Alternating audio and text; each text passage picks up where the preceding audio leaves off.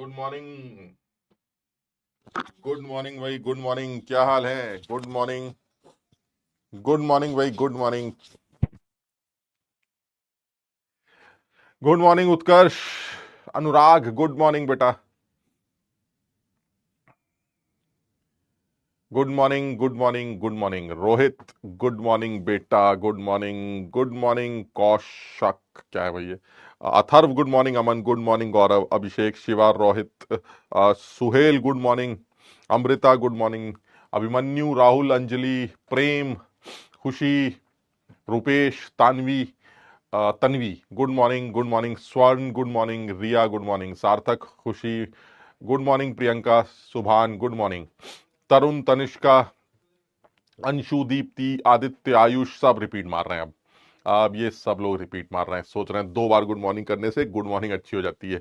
ऐसा नहीं होता, दो बार गुड मॉर्निंग करने से गुड मॉर्निंग वैसी रहती है। मॉर्निंग तो वैसी रहती है चाहे गुड मॉर्निंग करो या ना करो। गुड मॉर्निंग भाई, good morning, good morning, good morning. क्या हाल चाल है भाई?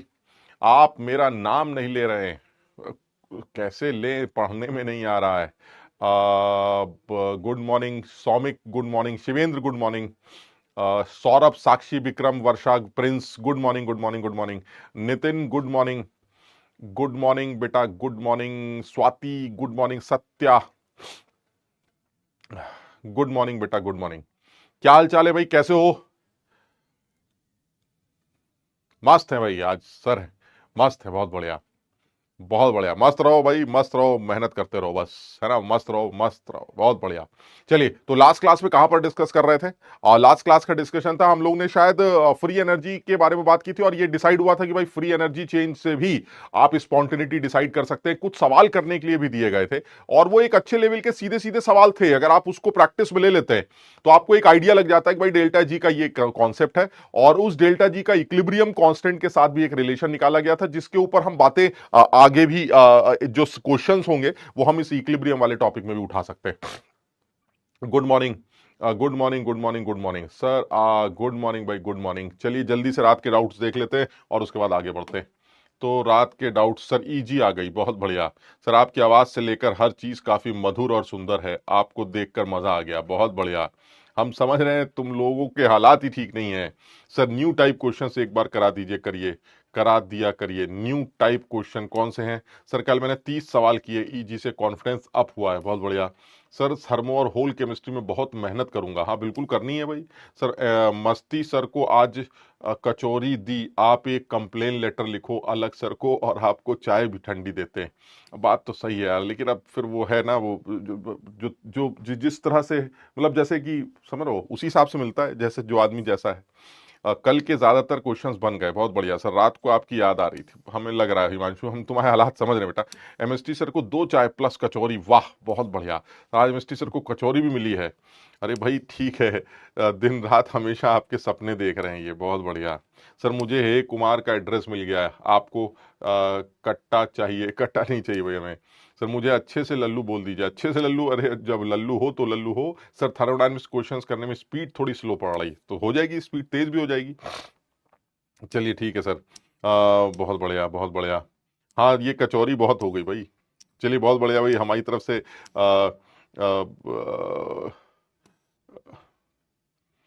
ये नवनीत ने कुछ लिखा है, ईजी के पन्नों में छुपा है एक राज, पुराना हर लफ्ज में बहता है जज्बातों का अफसाना, न पूछो क्या कहती है ये खामोश सी किताब, हर दिल में जगाती है एक अनकहा सा ख्वाब। वाह भाई वाह, नवनीत भाई, easy, very very helpful sir ji, thank you so much. Sir आप मेरे सपने में आए थे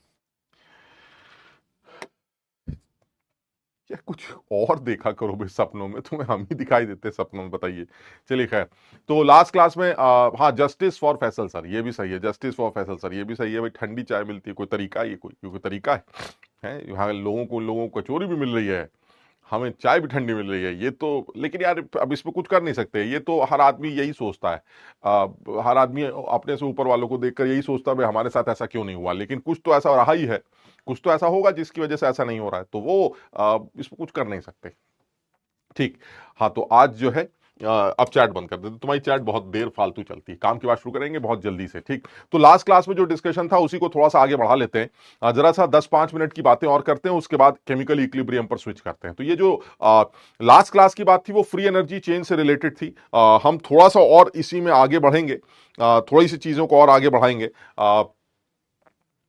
अगर थोड़ा सा और देखें तो एक दो बातें और डिस्कस करनी है इस चैप्टर के अंदर हम, लेकिन कुछ एक आध सवाल और करना चाह रहे हैं। जो हमने एंट्रोपी वाले कैलकुलेशन या फ्री एनर्जी चेंज वाले कैलकुलेशन किए थे उसमें जरा एक दो बातें और करना चाह रहे हैं। तो मैं अपने मन से, जैसे ये वाला सवाल तुम्हें करने के लिए दिया था मैंने, मैं इसी तरह का एक सवाल और कुछ लेता हूं अपने मन से, है ना, समझ रहे हो, कुछ बड़ा सा एक सवाल अपने मन से बना लेते हैं और उसमें ये सारे इस तरह के सवाल जो है इंक्लूड हो जाएंगे। मतलब जेई को जिस पोर्शन से सवाल बनाना हो वो बना लेगा। इतना लंबा सवाल तो वो किसी भी सूरत में नहीं बनाएगा जितना लंबा हम ले रहे हैं। आप समझ रहे बात को? जैसे कि अगर मैं बात करूं तो सबसे पहले तो सर देखिए पेन चाहिए, ये पेन हो गया, और उसके बाद जो है हमें चाहिए है,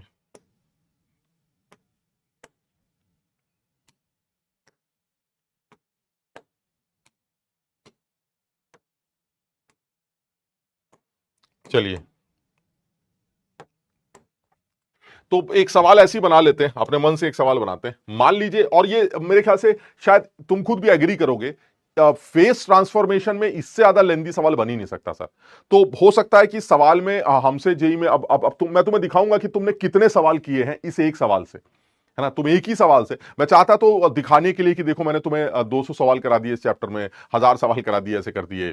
तो ऐसा मैं नहीं करना चाह रहा हूं, मैं तुम्हें सिर्फ ये बताना चाह रहा हूं कि हम एक ही सवाल करेंगे और इस एक सवाल के अंदर न जाने कितने सवाल बन जाएंगे। आप अपने आप समझिएगा इस बात को। जैसे मान लीजिए सवाल ये ले लेते हैं कि मेरे पास आइस है, ये आइस है, इस आइस का टेम्परेचर मान लीजिए 273, यानी ऐसे ले लेते हैं, -23 डिग्री सेंटीग्रेड ले लेते हैं। ये हमारा आइस का टेम्परेचर, दिस इज आइस, ठीक। अच्छा, इस आइस के बारे में जो बताया गया है उसके बारे में भी हम बात करेंगे। इस आइस को हमें लेके जाना है बहुत दूर। कहां लेके जाना है सर? इस आइस को वो कह रहे हैं कि आपको इस आइस को वेपराइज करना है। ये आइस जो है वेपराइज हो जाएगी। हमने कहा अच्छा, वेपराइज करने के बाद जो है इसको किस टेम्परेचर पर रखना है? तो सर ये आइस वेपराइज हो चुकी है, वेपर में कन्वर्ट हो चुकी है, और अब आप इसको टेम्परेचर दे रहे हैं 700 केल्विन मान लेते हैं, 700 केल्विन। यानी आइस जो है वो -23 डिग्री सेंटीग्रेड पर है, और आप इसको जो है उबाल कर, क्या करके, जो भी करके आप इसको ठंडा करके कन्वर्ट करने जा रहे हैं। फाइनली कहां तक लेके जा रहे हैं? 700 केल्विन तक लेके जा रहे हैं, ठीक। तो मैंने कहा ठीक। वो कह रहा है क्या आप बता सकते हैं इस पूरे प्रोसेस में सिस्टम के एंट्रोपी में चेंज क्या निकल के आए? यानी आइस को यहां से लेके वहां तक लेके जाना है, और वो कह रहा है कि इस पूरे सिस्टम, पूरे प्रोसेस में एंट्रोपी में क्या चेंज निकल के आए?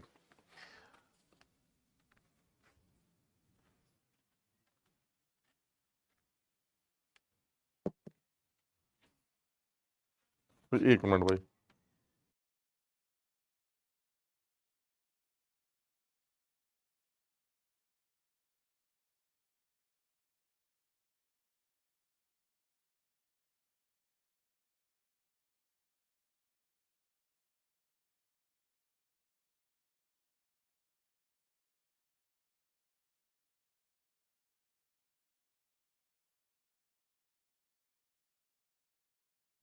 तो जो करना है वो ये कि भाई हमें -23 डिग्री सेंटीग्रेड से 700 केल्विन तक पहुंचाना है।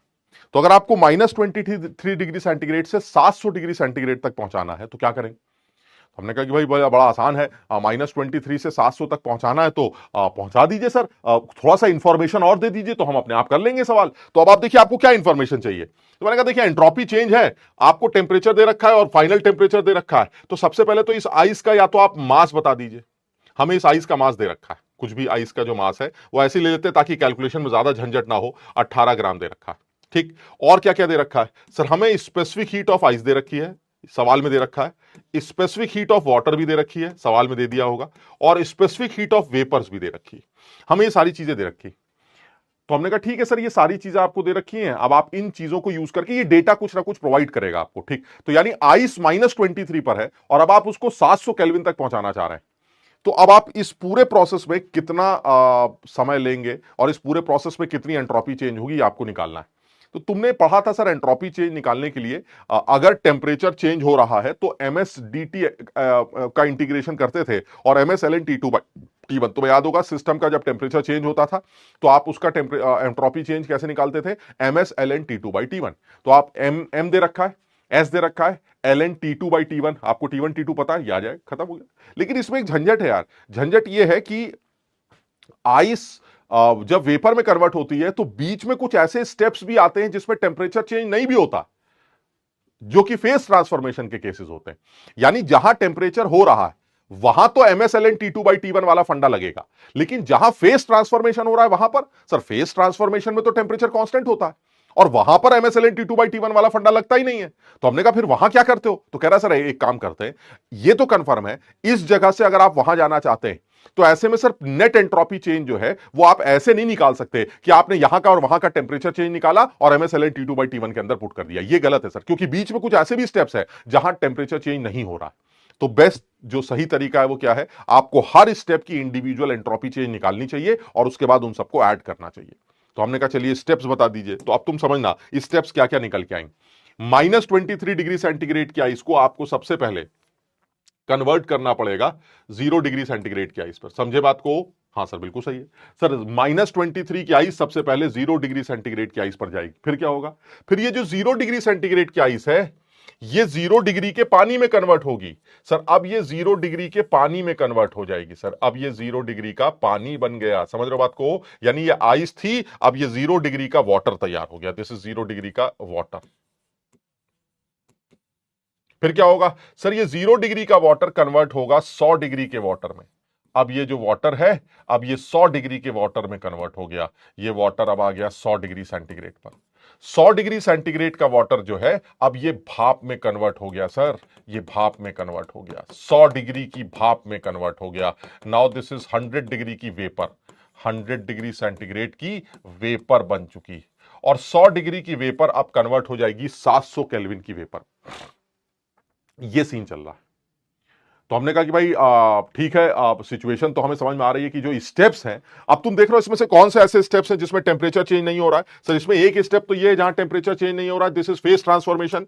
ये फेस ट्रांसफॉर्मेशन है सर, यहां टेम्परेचर चेंज नहीं हो रहा है। और सर ये भी फेस ट्रांसफॉर्मेशन है, यहां भी टेम्परेचर चेंज नहीं हो रहा है। तो यानी यहां से यहां के जो प्रोसेस में है यहां पर टेम्परेचर कॉन्स्टेंट है। यानी ये जो स्टेप है आपका, इसमें टेम्परेचर आपका कांस्टेंट है और इस स्टेप में भी आपका जो टेम्परेचर है वो कांस्टेंट है। तो अगर किसी स्टेप में टेम्परेचर कांस्टेंट रहता है तो आप MsLn T2 बाई T1 की इक्वेशन यूज नहीं कर सकते, क्योंकि MsLn T2 बाई T1 तभी यूज किया जाता है जब टेम्परेचर बदल रहा हो। अगर टेम्परेचर बदलेगा तभी तो MsDT बाई T का इंटीग्रेशन करोगे और T को इंटीग्रेशन के अंदर रखोगे, क्योंकि टेम्परेचर बदल रहा है। लेकिन अगर टेम्परेचर कांस्टेंट है तो T बाहर आ जाएगा, और T अगर बाहर आ गया तो फिर उसके केस में MsDT का सिर्फ इंटीग्रेशन होगा, T बाहर आ चुका होगा, और फिर वो MsLn T2 बाई T1 नहीं बनेगा।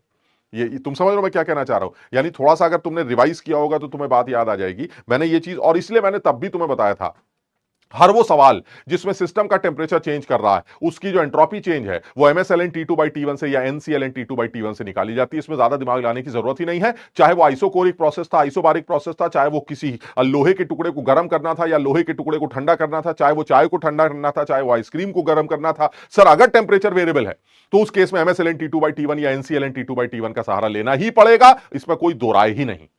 अगर टेम्परेचर कांस्टेंट है सर ऐसे केस में फिर आपको ln का टर्म नहीं आएगा, क्योंकि तब इंटीग्रेशन dt बाई टी का नहीं होगा सर, तब इंटीग्रेशन सिर्फ dt का होगा। t तो बाहर आ चुका होगा, समझ रहे बात को? और dt के अकेले का इंटीग्रेशन सर ln नहीं आता। इसका मतलब ये हुआ सर, आप अगर ये सोच रहे थे कि यहां पर -23 डिग्री सेंटीग्रेड की आइस है और वहां पर 700 केल्विन उसका टेम्परेचर हो गया, तो आप सीधे सीधे MsLn T2 बाई T1 लगा सकते हैं, बिकॉज टेम्परेचर इज चेंजिंग। सही है, लेकिन कुछ ऐसे भी स्टेप्स है ना जिसमें टेम्परेचर चेंज नहीं हो रहा है, तो आपको इंडिविजुअल एंट्रोपी चेंज कैलकुलेट करनी पड़ेगी। यानी कहने का मतलब यह हुआ कि आपको ये एक एंट्रोपी चेंज निकालनी पड़ेगी सर डेल्टा S1, फिर आपको यहां से भी एक एंट्रोपी चेंज निकालनी पड़ेगी डेल्टा S2, फिर आपको यहां से भी एक एंट्रोपी चेंज निकालनी पड़ेगी, आपको यहां से भी एक एंट्रोपी चेंज निकालनी पड़ेगी, और आपको यहां से भी एक एंट्रोपी चेंज निकालनी पड़ेगी, और इन सारे एंट्रोपी चेंजेस को आपको जोड़ना पड़ेगा, तब आपको नेट एंट्रोपी चेंज देखने को मिले। क्लियर है? तो हमने कहा कि भाई बड़ा आसान है, इसमें कोई खास मुश्किल काम तो नहीं है, चलिए एक एक करके कर लेते हैं। तो एक एक करके डेल्टा S1 डेल्टा S2 ऐसे करके आराम से निकालते हैं। डेल्टा एस वन निकालने का तरीका क्या है सर? डेल्टा एस वन में देखिए ऐसा है कि आइस जो है आइस में कन्वर्ट हो रही है, दैट मींस टेम्परेचर आपका चेंज कर रहा है, और जब टेम्परेचर चेंज करेगा तो MsLN T2/T1 का सहारा लेना पड़ेगा। एम आपको सवाल में दे रखा है, स्पेसिफिक हीट आपको आइस की पता है, LN T2/T1 में सर 0 डिग्री की बर्फ है सर, ये 273 हो जाएगा, और अल्टीमेटली ये -23 की बर्फ है सर, ये 250 हो जाएगा। क्लियर है? यानी MsLN T2/T1 करके एंट्रोपी चेंज आ जाएगा। सर ये बताइए आपके हिसाब से लॉजिकली एंट्रोपी बढ़नी चाहिए या घटनी चाहिए? अरे बर्फ को आप 0 डिग्री पर लेके आ रहे हैं -23 से, तो यानी आपने टेम्परेचर बढ़ाया है, तो एंट्रोपी बढ़नी चाहिए सर, पॉजिटिव आनी चाहिए। डेल्टा S1 की वैल्यू पॉजिटिव आनी चाहिए सर, आ भी रहा है क्योंकि ऊपर का टर्म नीचे के टर्म से बड़ा है। ये डेल्टा S1 आ गया। सर अगर आप डेल्टा S2 निकालना चाहते हैं तो आपका क्या ख्याल है? अब देखिए दिक्कत क्या है सर, डेल्टा S2 में हाँ हमें ये सब भी प्रोवाइड करना चाहिए सवाल में, वो देगा, मतलब ये सब चीजें वो देगा, डेल्टा H फ्यूजन और डेल्टा H वेपराइजेशन, ये आपको सवाल में देगा। और ये वैल्यूज जो होती हैं तुम्हें पता है, ये पर मोल होती, ये सवाल में जब देगा तो ये पर मोल देगा, दे आर पर मोल। तो अगर ये बहरहाल, तो अगर आप सेकंड स्टेप की डेल्टा एस निकालना चाहते हैं तो सर देखिए यहां temperature constant and this is ice की मेल्टिंग। सर ये फेस ट्रांसफॉर्मेशन का केस है, और आपको बताया गया था फेस ट्रांसफॉर्मेशन के केस में जो एंट्रोपी चेंज है वो निकालने का तरीका क्या था? सर फ्यूजन हो रहा है, delta H fusion divided by temperature, किस टेंपरेचर पर हो रहा है? 273 केल्विन पर। This is the entropy change of the second step. बस ये ध्यान रखना कि क्या तुमने इतनी ही हीट दी है, तो हम चेक कर लेते हैं क्या बर्फ का 1 मोल लिया गया है? हां सर 18 ग्राम लिया गया है, बर्फ का 1 मोल लिया गया है। अगर बर्फ का 1 मोल लिया गया है और आपको डेल्टा एच की वैल्यू भी 1 मोल में दी जाती है, पर मोल दी जाती है, तो आपको इतनी हीट देनी पड़ेगी। अगर ये बर्फ का 2 मोल लिए गए होते तो ऐसे में सर जो भी डेल्टा एच फ्यूजन है उसका डबल यहां रखना पड़ता। वो हीट जो बर्फ को पिघाल रही है वो ये है सर, समझ रहे हैं? तो अगर 1 मोल है तब तो यही हीट काम आ जाएगी, 2 मोल है तो दुगना कर देना, 3 मोल है तो तिगना कर देना। ये बात ध्यान रखना यार, मैं बहुत कल से समझा रहा हूं, मुझे पता है मैंने बहुत बार गलतियां की हैं, इसलिए तुमको ये बात बता रहा हूं। मैं सीधे delta H fusion by T रख देता हूं, बच्चों से कहता हो जाएगा हो जाएगा हो जाएगा, बच्चा लेके आ जाता है, सर सवाल का आंसर नहीं निकल के आ रहा है। अब आदमी माथा फोड़ रहा है क्यों नहीं निकल रहा है, एकदम से ध्यान आता है, अरे यार बर्फ का 1 मोल लिया ही नहीं गया, बर्फ तो 2 मोल ले रखी है, बर्फ तो आधा मोल ले रखी है। तो बर्फ जितनी ली जाएगी उसको पिघालने के लिए अकॉर्डिंगली उतनी हीट दी जाएगी ना। आपको पर मोल दे रखी है, आपको जितनी यूज करनी कर लीजिए, तो बर्फ के टेम्परेचर मोल से मल्टीप्लाई करके आपको ये हीट पता चल जाएगी, इस हीट को बर्फ के टेम्परेचर से डिवाइड करके बर्फ की एंट्रोपी चेंज निकल आएगी। ठीक है, यानी अब आप सेकंड डेल्टा S2 तक पहुंच गए। अब आप आते हैं 0 से 100 डिग्री पर। जब आप 0 से 100 डिग्री पर आएंगे तब क्या होगा सर? 0 से 100 डिग्री पर आएंगे तो उस केस में आप टेम्परेचर चेंज हो रहा है सर, टेम्परेचर चेंज हो रहा है, तो इस बार भी फॉर्मूला सर, क्योंकि अब आप पानी बन चुके हैं तो आपको पानी की भी स्पेसिफिक हीट कैपेसिटी पता होगी, and this is LN T2/T1। T2 होगा 100 डिग्री पर 373 केल्विन, और 0 डिग्री का आजकल मतलब होता है 273 केल्विन। क्लियर है? सो this is 273।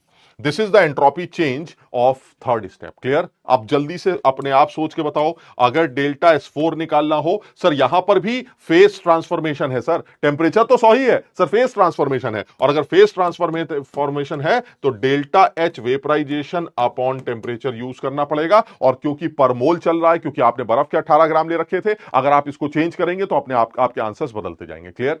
Sir delta S4 की जगह अब आप डेल्टा S5 निकाल लीजिए। डेल्टा S5 में सर टेम्परेचर भी चेंज कर रहा है, तो इस बार भी सर MsLN T2/T1 की बात करेंगे, लेकिन स्पेसिफिक हीट किसकी रखेंगे?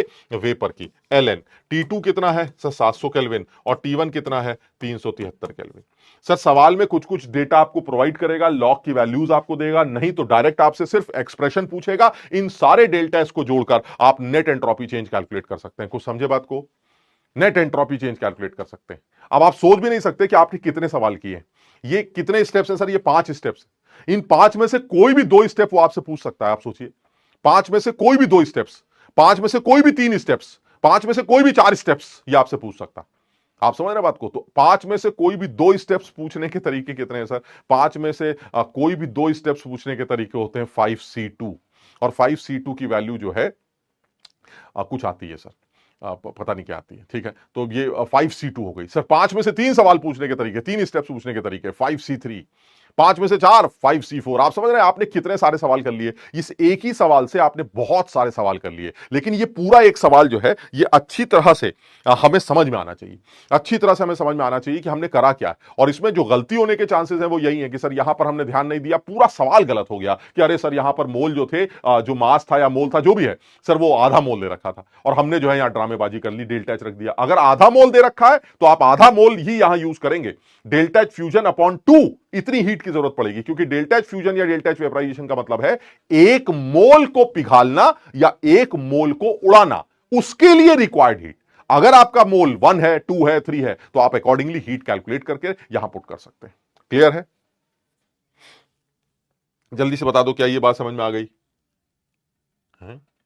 चैट तो ऑन है, अच्छा क्लियर है?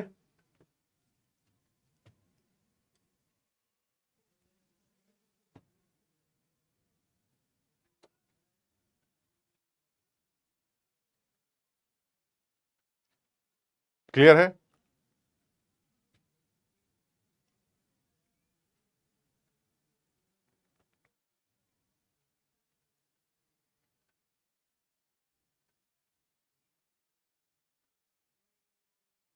तो इस चीज का थोड़ा सा ध्यान रखना, ये फेस ट्रांसफॉर्मेशन वाले सवाल मैंने तुम्हें कल करने के लिए दिए थे, मैं लाया तो नहीं हूं शायद आज वो, लेकिन वो सवाल वो हमसे पूछता है, एक एक बार मैंने देखा है वो सवाल उसने पूछा है। तो ये सब तुम्हें कल करने के लिए दिए गए थे। अब तो ये बड़ा आसान है सर। ये आइस है हमारी, 0 डिग्री की आइस है, और इस 0 डिग्री की आइस को 400 डिग्री की आइस में कन्वर्ट करना है, अच्छा वेपर में कन्वर्ट करना है। तो अब तुम कर सकते हो ये काम आसानी से। अच्छा इसी में अगर एक चीज और जोड़ दें, हाँ 5C2 की वैल्यू लिख रहे हैं, वो ये नहीं बता रहे हैं कि ये जो चीज हमने की है ये समझ में आया कि नहीं, है ना? ये मस्त है। चलिए सर इसको हटा देते हैं। चलिए काम की बात क्या है, काम की बात यह है कि सर इसी में अगर एक चीज और जोड़ दें कि ये तो आपने सिस्टम की एंट्रोपी चेंज कैलकुलेट कर ली है जब वो आपका -23 से पहुंच जाता है, पहुंच जाता है 700 डिग्री पर। बिल्कुल सही, सही। लेकिन सर ये बताइए कि अगर इसी में सराउंडिंग के एंट्रोपी चेंज निकालनी हो तो क्या होगा? अब देखिए बैंड बज गई सर। अब सर जब बातें इतनी हो रही हैं तो बातों को फिर खत्म ही किया जाए सर। सराउंडिंग की एंट्रोपी चेंज कैसे कैलकुलेट की जाएगी सर? अब ये मुश्किल हो गया सर। अब क्यूजेई ने कभी भी इस तरह से कोई भी सवाल अब तक मेंस या एडवांस लेवल पर नहीं पूछा है। तो अगर सराउंडिंग की एंट्रोपी चेंज निकालनी है तो कैसे निकाली जाएगी? तो अगर आपको सराउंडिंग की एंट्रोपी चेंज निकालनी है तो फिर क्या करें? तो देखिए खेल तो वही है सर, सराउंडिंग बेचारा ये जो है ये सराउंडिंग है, आप समझिएगा बात को, ये सराउंडिंग।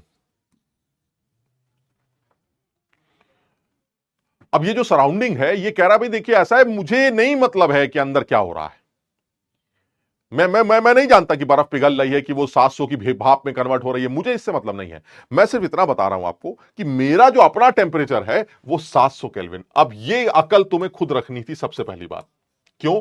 क्योंकि सर जब बर्फ को आप -23 से 700 वेपर तक कन्वर्ट कर रहे हैं, 700 की वेपर्स में कन्वर्ट कर रहे हैं, तो इसका मतलब है बाहर का टेम्परेचर 700 ही रहा होगा ना सर, तभी तो वो 700 की वेपर में आएगी। कोई अपने आप तो 700 वेपर तक जा नहीं सकती सर, अपने आप तो बर्फ सिर्फ उसी टेम्परेचर तक पहुंच सकती है जो टेम्परेचर रूम का टेम्परेचर।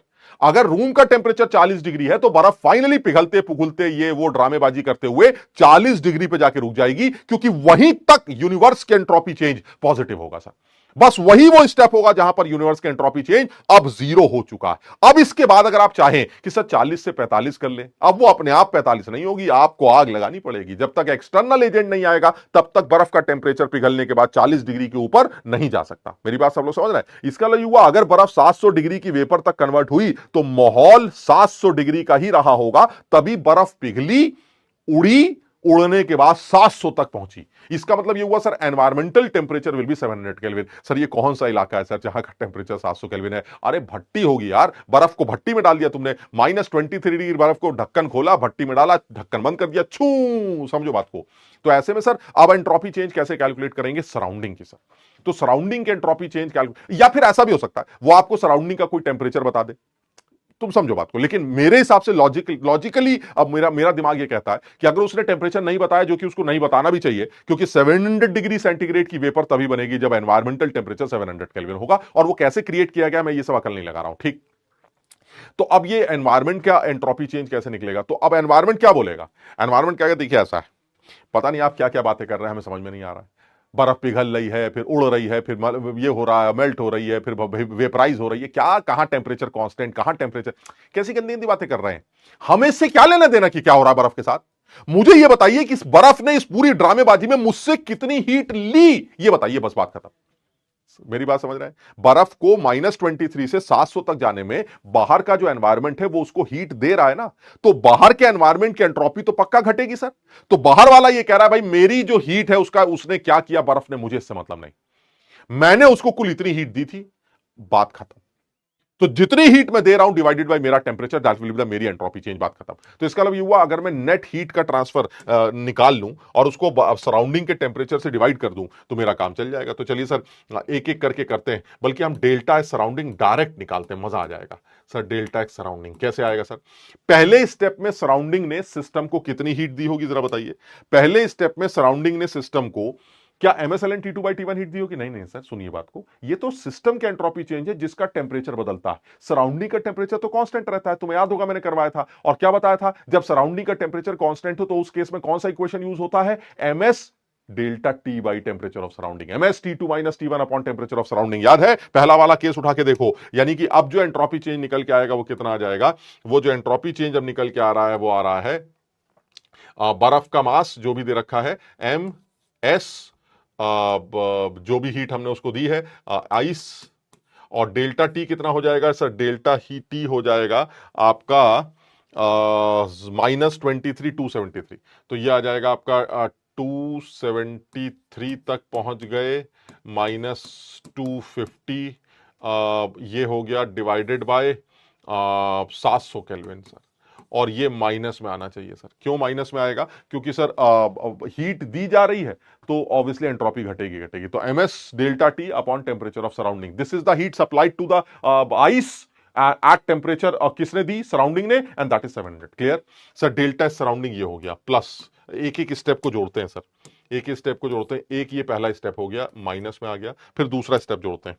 दूसरा स्टेप क्या आएगा सर? दूसरे स्टेप में हमारा जो बर्फ है, हमारी जो बर्फ है वो पिघल रही, तो अगर बर्फ पिघल रही है तो ऐसे में सराउंडिंग ने उसको कितनी हीट दी होगी, जरा वो भी देख लेते हैं। तो ऐसे में जो सराउंडिंग उसको हीट देगा वो होगा, जो सराउंडिंग उसको हीट देगा वो होगा माइनस डेल्टा एच फ्यूजन, क्योंकि परमोल ही है तो डेल्टा एच फ्यूजन से ही काम चल जाएगा, divided by temperature of surrounding sir. ये सराउंडिंग उसको हीट दे देगा, निगेटिव आ रहा है, बिल्कुल सही है सर। ये वाला सेकंड स्टेप की एंट्रोपी चेंज हो जाएगी। तीसरे स्टेप की एंट्रोपी चेंज कैसे आएगी सर? तीसरे स्टेप की अगर आप एंट्रोपी चेंज निकालते हैं तो तीसरे स्टेप की एंट्रोपी चेंज आएगी जिसमें हमारा वाटर वो 100 डिग्री के वाटर में कन्वर्ट हो रहा है। तो वाटर अगर आपका 100 डिग्री के वाटर में कन्वर्ट हो रहा है तो ये आ जाएगा फिर से ms वाटर और डेल्टा टी, 100 डिग्री का वाटर मतलब हुआ 373 -273 और divided by 700 kelvin sir, divided by 700 sir. ये आ गया ms delta T by T, बहुत बढ़िया सर। ये आ गया, ये आपका तीसरे वाले स्टेप का एंट्रोपी चेंज आ गया। चौथे वाले स्टेप की एंट्रोपी चेंज कैलकुलेट करते हैं। चौथे वाले स्टेप की एंट्रोपी चेंज क्या आएगी सर? चौथे वाले स्टेप की एंट्रोपी चेंज निकल के आएगी जब वो फिर से भाप में कन्वर्ट होगा, and that is delta h vaporization divided by temperature of surrounding. क्योंकि हीट कितनी दी होगी सर? उसने तो इतनी हीट दी होगी ना सर, सिस्टम ने सराउंडिंग ने सिस्टम को तो डेल्टा एच वेपराइजेशन हीट दी होगी, उसका खुद का टेंपरेचर कितना है 700, तो उसकी जो एंट्रोपी में चेंज आएगा वो heat transfer divided by temperature से निकल आएगा। फिर नेक्स्ट आदमी आता है लास्ट स्टेप में, क्या होगा सर? लास्ट स्टेप में आपने फिर से टेंपरेचर को चेंज किया है तो आपने कितनी हीट दी होगी वेपराइजेशन के दौरान? -ms, this is -ms vapour, specific heat of vapour, और टेम्परेचर में क्या चेंज है? 700 केल्विन आपका फाइनल टेम्परेचर है, और अब आप 373 केल्विन से उड़े हैं और डिवाइडेड बाय सराउंडिंग टेम्परेचर आपका 700 था सर। ये आपका डेल्टा S5 आ जाएगा, यानी टोटल एंट्रोपी चेंज जो है सराउंडिंग की वो यहां से निकाली जाएगी। अब आप देख रहे हैं आपने कितने सवाल कर लिए सर, कितने सवाल हो गए आप सोचिए सर। सिस्टम की अकेले की, सराउंडिंग की अकेले की, सिस्टम सराउंडिंग की मिलाकर अलग अलग स्टेप्स में कुछ भी वो पूछ सकता, कुछ भी पूछ सकता। ये कितना खूबसूरत सवाल है जो जेई ने बहुत, मैंने एक आध किताबों में ये सवाल देखा भी है, बच्चों ने पूछा है मुझसे कि सर इस प्रोसेस में मुझे बताइए कि सिस्टम और सराउंडिंग की एंट्रोपी में क्या चेंज आ रहा है इस प्रोसेस में। तो क्या आंसर लिखेंगे सर? डेल्टा S2 ये हो जाएगा, और डेल्टा S2 सराउंडिंग का वो ये हो जाएगा। आप समझ रहे हैं? आप बताइए खुद। अच्छा अच्छा, एक काम करते हैं, तुम ये बताओ, ये प्रोसेस स्पॉन्टेनियस है कि नॉन स्पॉन्टेनियस? आप बताइए, ये वाला प्रोसेस स्पॉन्टेनियस है कि नॉन स्पॉन्टेनियस? 0 डिग्री का आइस, 0 डिग्री का वाटर, दिस इज स्पॉन्टेनियस और नॉन स्पॉन्टेनियस? सोच के जवाब दो। Is this spontaneous? 0 डिग्री की आइस 0 डिग्री के पानी में कन्वर्ट हो रही है, क्या ये स्पॉन्टेनियस है? हां सर स्पॉन्टेनियस है। वाई? क्योंकि सर 700 डिग्री का माहौल है। 700 डिग्री के माहौल में बर्फ को मैं पिघाल अपने आप नहीं रहा हूं, मतलब अब बर्फ को मैं नहीं पिघाल रहा हूं सर, उस एनवायरमेंट में बर्फ खुद पिघल रही है सर, क्योंकि बाहर का टेंपरेचर 700 केल्विन है सर। इसका मतलब this process should be spontaneous. और अगर ये प्रोसेस स्पॉन्टेनियस है तो यूनिवर्स की एंट्रोपी चेंज पॉजिटिव आनी चाहिए सर। निकाल के देखते हैं सिस्टम की कितनी आ रही है सर। सिस्टम की एंट्रोपी चेंज ये आ रही, प्लस में नीचे 273 है, ध्यान रखना, प्लस में डेल्टा एच फ्यूजन अपॉन 273। और सराउंडिंग की कितनी आ रही है सर? सराउंडिंग की माइनस में delta H fusion upon 700। Sir नीचे 700 है सर, निगेटिव वैल्यू छोटी हो गई सर, पॉजिटिव वैल्यू बड़ी है सर, निगेटिव वैल्यू छोटी है, दोनों को जोड़ोगे तो यूनिवर्स की एंट्रोपी आएगी एंड दैट इज पॉजिटिव। मेरी बात सब लोग समझ रहे हैं क्या कहना चाह रहे हैं? मैं ये बताना चाह रहा हूं किसी भी स्टेप में, इनफैक्ट मैं तो कहता हूं till this point the entropy change of each and every step is positive. आप चाहे कैलकुलेट करके देख लीजिएगा सर, यूनिवर्स की एंट्रोपी चेंज हर स्टेप में पॉजिटिव है सर। आप पहला स्टेप ले लीजिए, दूसरा स्टेप ले लीजिए, अरे मैं तो कहता हूं सर स्टेप छोड़िए सर, यहां पर भी यूनिवर्स की एंट्रोपी चेंज पॉजिटिव है सर। जब यहां पर थे तब भी पॉजिटिव है सर, जब यहां पर थे, यहां पर थे, यहां पर थे, यहां पर थे, हर स्टेप इज पॉजिटिव सर। चाहे आप किसी भी स्टेप के किसी भी इंस्टेंट की बात कर लीजिए सर, किसी माइक्रो सेकंड की बात कर लीजिए सर, किसी भी माइक्रो सेकंड पर यूनिवर्स एंट्रोपी चेंज पॉजिटिव होगा, क्योंकि ऐसा एक भी क्षण नहीं हो सकता जिसमें यूनिवर्स की एंट्रोपी चेंज नेगेटिव हो और वो प्रोसेस अपने आप हो रहा हो। पॉसिबल ही नहीं है, नहीं तो दुनिया हिल जाएगी, सेकंड लॉ गलत हो जाएगा, और लॉ गलत नहीं होते। आप समझिए बात, मेरी बात सब लोग समझ रहे हैं क्या कह रहे हैं? यानी मैं ये बताना चाह रहा हूं कि बहुत सिंपल सा कॉन्सेप्ट है, बहुत सिंपल सी कहानी है। किसी भी तरह का सवाल बना के, अब मैं यही अब 20-25 सवाल तुम्हारे सामने रख दूंगा तो तुम्हें लगेगा सर ने एंट्रोपी के ऊपर कितने अच्छे अच्छे सवाल करा दिए, जबकि मैंने यहां पर बहुत अच्छी बातें कर ली हैं। आप चाहें तो खुद बना लीजिए, सैकड़ों सवाल आप अपने आप बना लीजिए सर, जैसा दिल करे वैसे कर लीजिए। वो कहेगा यहां से लेके यहां जा रहे हैं, बताइए सिस्टम के एंट्रोपी में चेंज क्या आया, बताइए सराउंडिंग के एंट्रोपी में चेंज क्या आया, बताइए यूनिवर्स के एंट्रोपी में क्या चेंज आया। तो सिस्टम के entropy change delta S1 plus delta S2 से निकाली जाएगी, सराउंडिंग के एंट्रोपी चेंज भी delta S1 plus delta S2 से निकाली जाएगी उधर वाले, और दोनों को जोड़कर यूनिवर्स के एंट्रोपी चेंज भी अलग अलग स्टेप्स में निकाल ली जाएगी। मेरी बात सब लोग समझ रहे हैं? यानी मैं ये बताना चाह रहा हूं आप जैसे चाहे वैसे कर लें, बस ध्यान क्या रखना है, अगर वो थोड़ा सा अकल लगी जाए। यानी ये वाली जो है, ये वाली एंट्रोपी चेंज कौन सी है? ये वाली एंट्रोपी चेंज एक तरह से देखा जाए तो यूनिवर्स की एंट्रोपी, सिस्टम के एंट्रोपी चेंज डेल्टा सराउंडिंग के एंट्रोपी चेंज डेल्टा S1 है, this is delta S2, this is delta S3, this is delta S5 and this is delta S4 sir. सारे एंट्रोपी चेंज जो है sir आपने surroundings के निकाल लिए सर, सिस्टम के निकाल लिए, सराउंडिंग के निकाल लिए, दोनों को जोड़ दिया जाए तो आपको यूनिवर्स के एंट्रोपी चेंज पता चल जाए, तो आपको यूनिवर्स के एंट्रोपी चेंज का भी पता चल जाए। क्लियर है?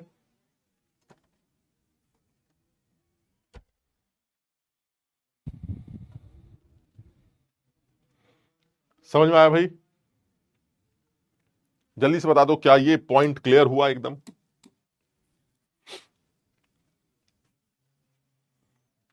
क्लियर है?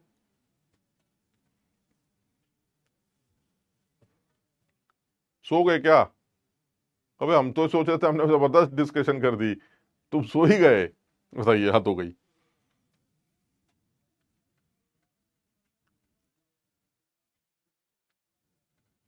कसम से मजा आया। ये यार यही तो बात होती है, इन्हीं सब चीजों में तो मजा आता है कि अरे वाह यार ये अलग बात हो गई, ये मजेदार बातें हो गई। अब इसी के सवाल बना लो अपने मन से, जैसे चाहो वैसे कर लो। और ये कोई एक सवाल थोड़ी ना हो गया यार, क्या बर्फ को पिघलना या बर्फ को उड़ाना? अरे कुछ और करिए ना सर, लोहे को पिघालो, लोहे को उड़ाओ, कुछ बकवास कर लो ना सर, कुछ और खेल लो, जो जो जो, जो दिल करे खेल लो सर, क्या लेना देना है सर? आइसक्रीम को उड़ा दो सर, अच्छा सवाल सर, बर्फ की जगह आइसक्रीम लिख दीजिए और अच्छा। आइसक्रीम के लिए सर मुझे आइसक्रीम का मास चाहिए, उसकी स्पेसिफिक हीट कैपेसिटी चाहिए, खत्म हो गई बात। या फिर उसके मोल चाहिए और मोलर हीट कैपेसिटी चाहिए।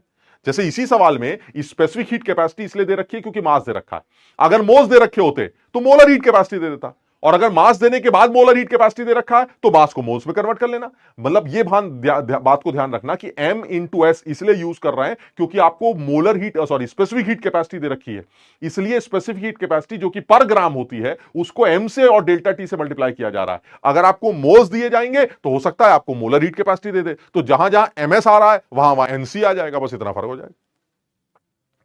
हाँ, एक अनिकेत पूछ रहा है क्या यहां से स्टार्ट कर सकते हैं? फौरन स्टार्ट कर सकते हो बेटा, यहां से ही स्टार्ट कर सकते हो, बल्कि अभी टाइम बहुत है। जेई के एग्जाम होने में मेरे ख्याल से दिसंबर के फर्स्ट वीक सेकंड वीक में जेई का फर्स्ट पेपर होगा, तो तुम दिसंबर एंड से स्टार्ट कर सकते हो, हैप्पी न्यू ईयर में शुरू कर देना, तुम कर सकते हो, बिल्कुल तैयार कर सकते हो। सर कुछ डाउट है चेक कर लीजिए, डाउट है चेक कर लीजिए, कहां से आते हैं डाउट? डाउट तो वही है, और क्या चेक कर लीजिए। ये देखिए सर, क्वेश्चन समझने में प्रॉब्लम आती है, कॉन्सेप्ट उतने कॉन्सेप्ट उज्झे याद है, कॉन्सेप्ट याद है, आपकी जिस प्रैक्टिस करके उसी ऐसी की तैसी कर दूंगा, कर देना। सर मुझे लल्लू बोल दो, या ये सब क्या? मेरे दोस्त के नाम आयुषी है, बहुत बढ़िया, very well explain, thank you भाई। सर ईजी या HCV which is good, sorry no logic circuits. Sir PC plus easy बवाल, अच्छा। डेल्टा S5 कैसे आया? डेल्टा S5 कहाँ से आया? अरे यार, लव यू सर, मेरा ईजी बुक आ गया, बहुत बढ़िया। सर आपकी एंट्रोपी भी बढ़ती है, घटती है आपकी कसम सर, दिल से मजा आ गया, बहुत बढ़िया। सर रिडॉक्स रिएक्शन में रिएक्शंस कैसे याद करें? उतनी याद करने की जरूरत ही नहीं है बेटा। लाल फूल, पीला फूल, फैसल सर ब्यूटीफुल फूल, नींद आ गई, बहुत बढ़िया, सो जाओ सो जाओ, बहुत बढ़िया, ये तो किस्मत वालों की कहानी है। खोपड़ी से प्रकाश निकलने लगा, सर प्लीज कॉल, अच्छा। सर खुदे वाले आ गए, क्या कूड़े वाले आ गए? सर अब मुझे जानते हो, मैं ऑफलाइन क्या स्टूडेंट हूँ जो शैतानी करता था। शैतानी करता था, शैतानी तो बहुत सारे करते थे। Sir do you know an Austrian painter, क्या है ये सब? बहुत बढ़िया, समझ में आ गया, इजी आ नहीं रही है, अच्छा, लव यू सर, बहुत बढ़िया, क्लियर है भाई, यहां तक समझ में आ गया। चलिए काम की बात करते हैं। तो ये जो कॉन्सेप्ट था ये इंपॉर्टेंट है। अब इसी को लेकर कुछ सवाल भी तुम्हें करने के लिए दिए गए थे, आप उनको भी करने की कोशिश करिएगा, तो उससे भी चीजें थोड़ी और क्लियर होंगी। कई सवाल थे, अब जैसे ये सब सवाल है, अब तुम समझो ये सब, अब तुम्हें नहीं लगता यार क्या है सर ये सब, क्या पूछ रहे हो? हमने जिस लेवल पर डिस्कशन कर रखी है, ये सब सवाल तो देखने की जरूरत भी नहीं पड़ती। इतने kilo joule heat is required to melt, यानी एक तरह से बर्फ को पिघाल लो। बर्फ नहीं है सर, सोडियम है। अरे तो होगा ना सोडियम यार, सोडियम को पिघाल रहे हैं, जैसा अभी मैंने बताया था, सोडियम को पिघाल दो, एंट्रोपी चेंज। अरे सर एक ही स्टेप की बात कर रहे हो, एक ही स्टेप का सवाल पूछ रहे हो, यहां सारे हमने सारे दुनिया भर के स्टेप्स निकाल दिए, आप एक ही स्टेप की बात कर रहे हैं। अरे छोड़िए सर, आपको सोडियम को पिघालना है, पिघाल दीजिए सर, ये सोडियम लीजिए, आपने सोडियम को पिघाल दिया, सोडियम को पिघाला आपने, कितनी एनर्जी दी? 30.4, 1 मोल सोडियम को पिघालने की एनर्जी है, हीट इज रिक्वायर्ड। अच्छा, यानी 1 मोल सोडियम को आप पिघालना चाहते हैं, तो ये सॉलिड सोडियम है और ये हमारा लिक्विड सोडियम है, ठीक है ना? तो 1 मोल सोडियम को आप पिघालना चाहते हैं, तो कितनी हीट देंगे सर? कितनी हीट देंगे जरा देखिए सर, 30.4 देंगे, 30.4 किलो जूल देंगे। दिस इज व्हाट सर, पर मोल है, तो this is delta H fusion. ये डेल्टा एच फ्यूजन आपको दे रखा है, निकालना क्या है सर? हमें निकालना है एंट्रोपी चेंज भी दे रखा है सर। अरे तो फिर निकालना क्या है? यानी डेल्टा एस भी दे रखा है, तो निकालना क्या है? The melting point. Oh my God sir, melting point निकालना है। बताइए कितना सिंपल सवाल हो गया सर। अब आप ये बताइए मुझे, क्या ये मेल्टिंग का जो प्रोसेस है, क्या ये इक्विलिब्रियम का प्रोसेस है? हाँ सर, ये इक्विलिब्रियम का प्रोसेस माना जाता है सर, ये इक्विलिब्रियम है, दोनों जगहों पर टेम्परेचर कांस्टेंट है। तो इसका मतलब ये हुआ सर, अगर मैं इसी इक्वेशन को यूज करूं, delta g is equal to delta H minus t delta s, तो इक्विलिब्रियम पर डेल्टा जी 0 होगा और टेम्परेचर की जो वैल्यू होगी वो delta H by delta s से निकाल ली जाएगी। आप ऐसा भी सोच सकते हैं। डेल्टा एच की वैल्यू कितनी दे रखी है सर? डेल्टा एच दे रखा है 30.4 किलो जूल, यानी 10⁻³ जूल, अपॉन डेल्टा एस कितना दे रखा है? 28.4 दे रखा है सर। यहां से आप इसको सॉल्व करिए, आपको केल्विन में टेम्परेचर मिल जाएगा, और ये टेम्परेचर क्या है sir? This is your melting point sir, ये हमारा मेल्टिंग पॉइंट। कितना सीधा सवाल। और नहीं तो ऐसे सोच लो यार कि इस प्रोसेस की जो एंट्रोपी चेंज है वो दे रखी है delta s is equal to delta H by t, उससे टी निकाल लो, सेम ही तो है यार, delta s is equal to delta H by t, आप यहीं से निकाल लीजिए। समझ लो बात को? यानी कहने का मतलब ये हुआ सर, ये सब कितने सीधे सीधे सवाल है सर, एक एक स्टेप वाले सवाल हैं, हमने न जाने कितने बड़े बड़े स्टेप्स वाले सवाल कर रखे हैं। यानी ये आपको एंथैल्पी चेंज दे रखा है सर, ये आपको एंट्रोपी चेंज दे रखा है, और क्योंकि मेल्टिंग की बात कर रहे हैं तो मेल्टिंग पॉइंट वो पॉइंट है जहां पर इक्विलिब्रियम आता है, और अगर इक्विलिब्रियम आ गया तो डेल्टा जी 0 होगा। आपने सीधे सीधे टी की वैल्यू निकाल ली, delta H by delta S. Clear?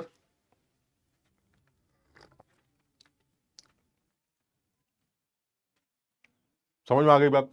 चलिए सर और बात कर लेते हैं फटाफट, और सवाल दे रखे हैं तुम करना आराम से, इनको करने की कोशिश करना। देखिए ये भी दे रखा है, calculate the total entropy change for the transition of 368 kelvin of 1 mole sulphur from the monoclinic to rhombic clinic solid state delta s. बताइए कितना फर्जी सवाल हो गया सर।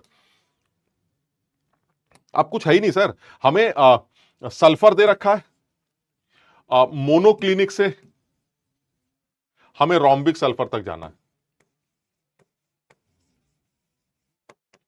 ठीक है, चलिए सर, इस प्रोसेस की एंट्रोपी चेंज निकालनी। तो सर इस प्रोसेस की जो एंट्रोपी चेंज है ये फेस ट्रांसफॉर्मेशन है, एक तरह से देखा जाए ट्रांजिशन का केस है, और 368 केल्विन हमारा टेम्परेचर फिक्स है सर। ये 368 केल्विन पर ये ट्रांजिशन हो रहा। ठीक है, निकालना क्या है सर? निकालना है the monorhombic solid state if delta H दे रखा है इस प्रोसेस का -401.7, यानी इस प्रोसेस का जो delta H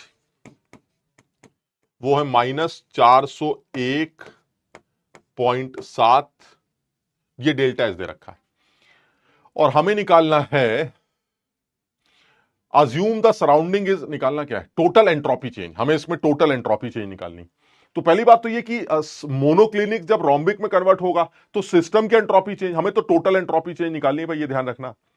the surrounding is ice water bath, यानी अगर आपको टोटल एंट्रोपी चेंज निकालनी है तो आपको सिस्टम की भी निकालनी है और सराउंडिंग की भी निकालनी है। और सराउंडिंग का टेम्परेचर उसने दे रखा है, द सराउंडिंग इज 0 डिग्री। खत्म हो गया सर। इसकी एंट्रोपी, ये तो वही वाला केस हो गया जो मैंने अभी सवाल किया था, delta H by this, delta H by this, यानी इसकी जो एंट्रोपी चेंज आएगी वो कितनी आएगी सर? सिस्टम की जो एंट्रोपी चेंज आएगी वो आएगी -401.7 डिवाइडेड बाय टेम्परेचर कितना है 368, ये सिस्टम की एंट्रोपी चेंज, प्लस सराउंडिंग की एंट्रोपी चेंज कितनी होगी सर? सराउंडिंग ने आपको 401.7 एनर्जी दी, या सराउंडिंग को आपने इतनी एनर्जी दी, तो जो डेल्टा एच है वो कितना है सर? डेल्टा एच है -401.7 डिवाइडेड बाय, और सराउंडिंग का टेम्परेचर कितना है सर? सराउंडिंग का टेम्परेचर हमारा आइस वाटर बाथ है सर। सराउंडिंग का टेम्परेचर आइस वाटर बाथ, यानी कहने का मतलब यह हुआ कि calculate the total entropy change for the transition at 368 kelvin of 1 mole of sulfur from the monoclinic to rhombic solid state if delta H की वैल्यू हमें दे रखी। तो आपने डेल्टा H बाय की वैल्यू निकाली 368, ये जो निकल के आ रहा है this is the entropy change, ये हमारा एंट्रोपी चेंज आ जाएगा, सिस्टम का एंट्रोपी चेंज। और सराउंडिंग का जो एंट्रोपी चेंज आ जाएगा वो सराउंडिंग का एंट्रोपी चेंज कैसे निकल के आएगा? और ये प्लस में होगा ना, जो सराउंडिंग का एंट्रोपी चेंज है वो कहां से निकल के आएगा? वो यहां से निकल के आएगा। तो ओवरऑल अगर आप ध्यान से देखें तो दोनों को जोड़ने से आपको नेट एंट्रोपी चेंज पता चल जाएगा, और वो नेट एंट्रोपी चेंज आप दोनों को सॉल्व कर लीजिए, ये आएगा net entropy change, delta S net. समझो ये प्लस में क्यों कह रहे हैं? क्योंकि ऑब्वियस है सर, ये हीट जो निकल रही है यही तो उस आइस आइस वाटर बाथ के अंदर जाएगी, तो आइस वाटर बाथ की एंट्रोपी तो इंक्रीज करेगी ना सर। भाई ये 368 केल्विन पर है और बाहर का टेम्परेचर 0 डिग्री पर, तो ये जो हीट बाहर निकल के आ रही है क्योंकि डेल्टा एच निगेटिव है, ये हीट ही तो सराउंडिंग की एंट्रोपी को बढ़ाएगी। तो सराउंडिंग की एंट्रोपी चेंज तो पॉजिटिव आनी चाहिए और सिस्टम की एंट्रोपी चेंज निगेटिव आनी चाहिए क्योंकि हीट बाहर निकल रही है। तो ये तो निगेटिव आ गई, ये पॉजिटिव आ गई, दोनों को जोड़ दीजिए, जोड़ के सॉल्व कर लीजिए, आंसर आ जाएगा। क्लियर?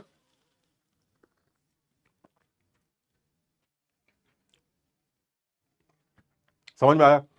बहुत सीधे हैं यार, बहुत सारे सवाल हैं जो तुम्हें करने के लिए दिए गए थे।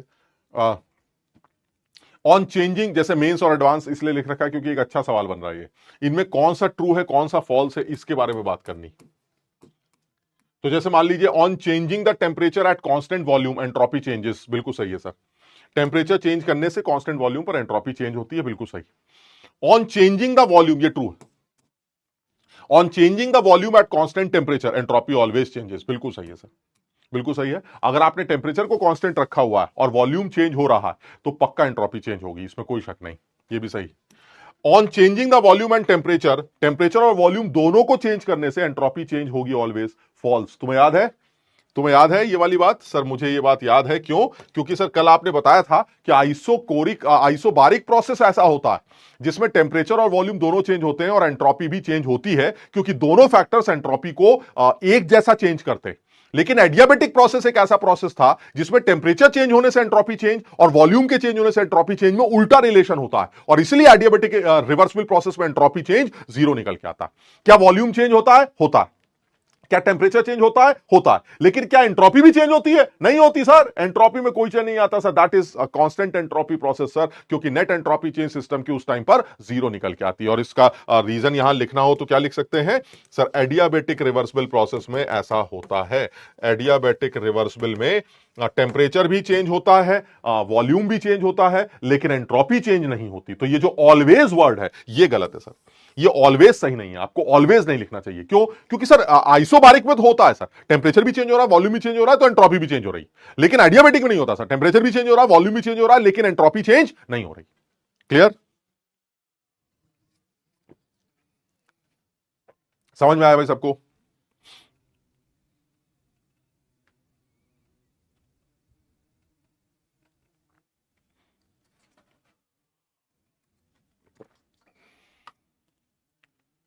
ठीक है, चलिए सर और एक आध सवाल करके आगे बढ़ते हैं।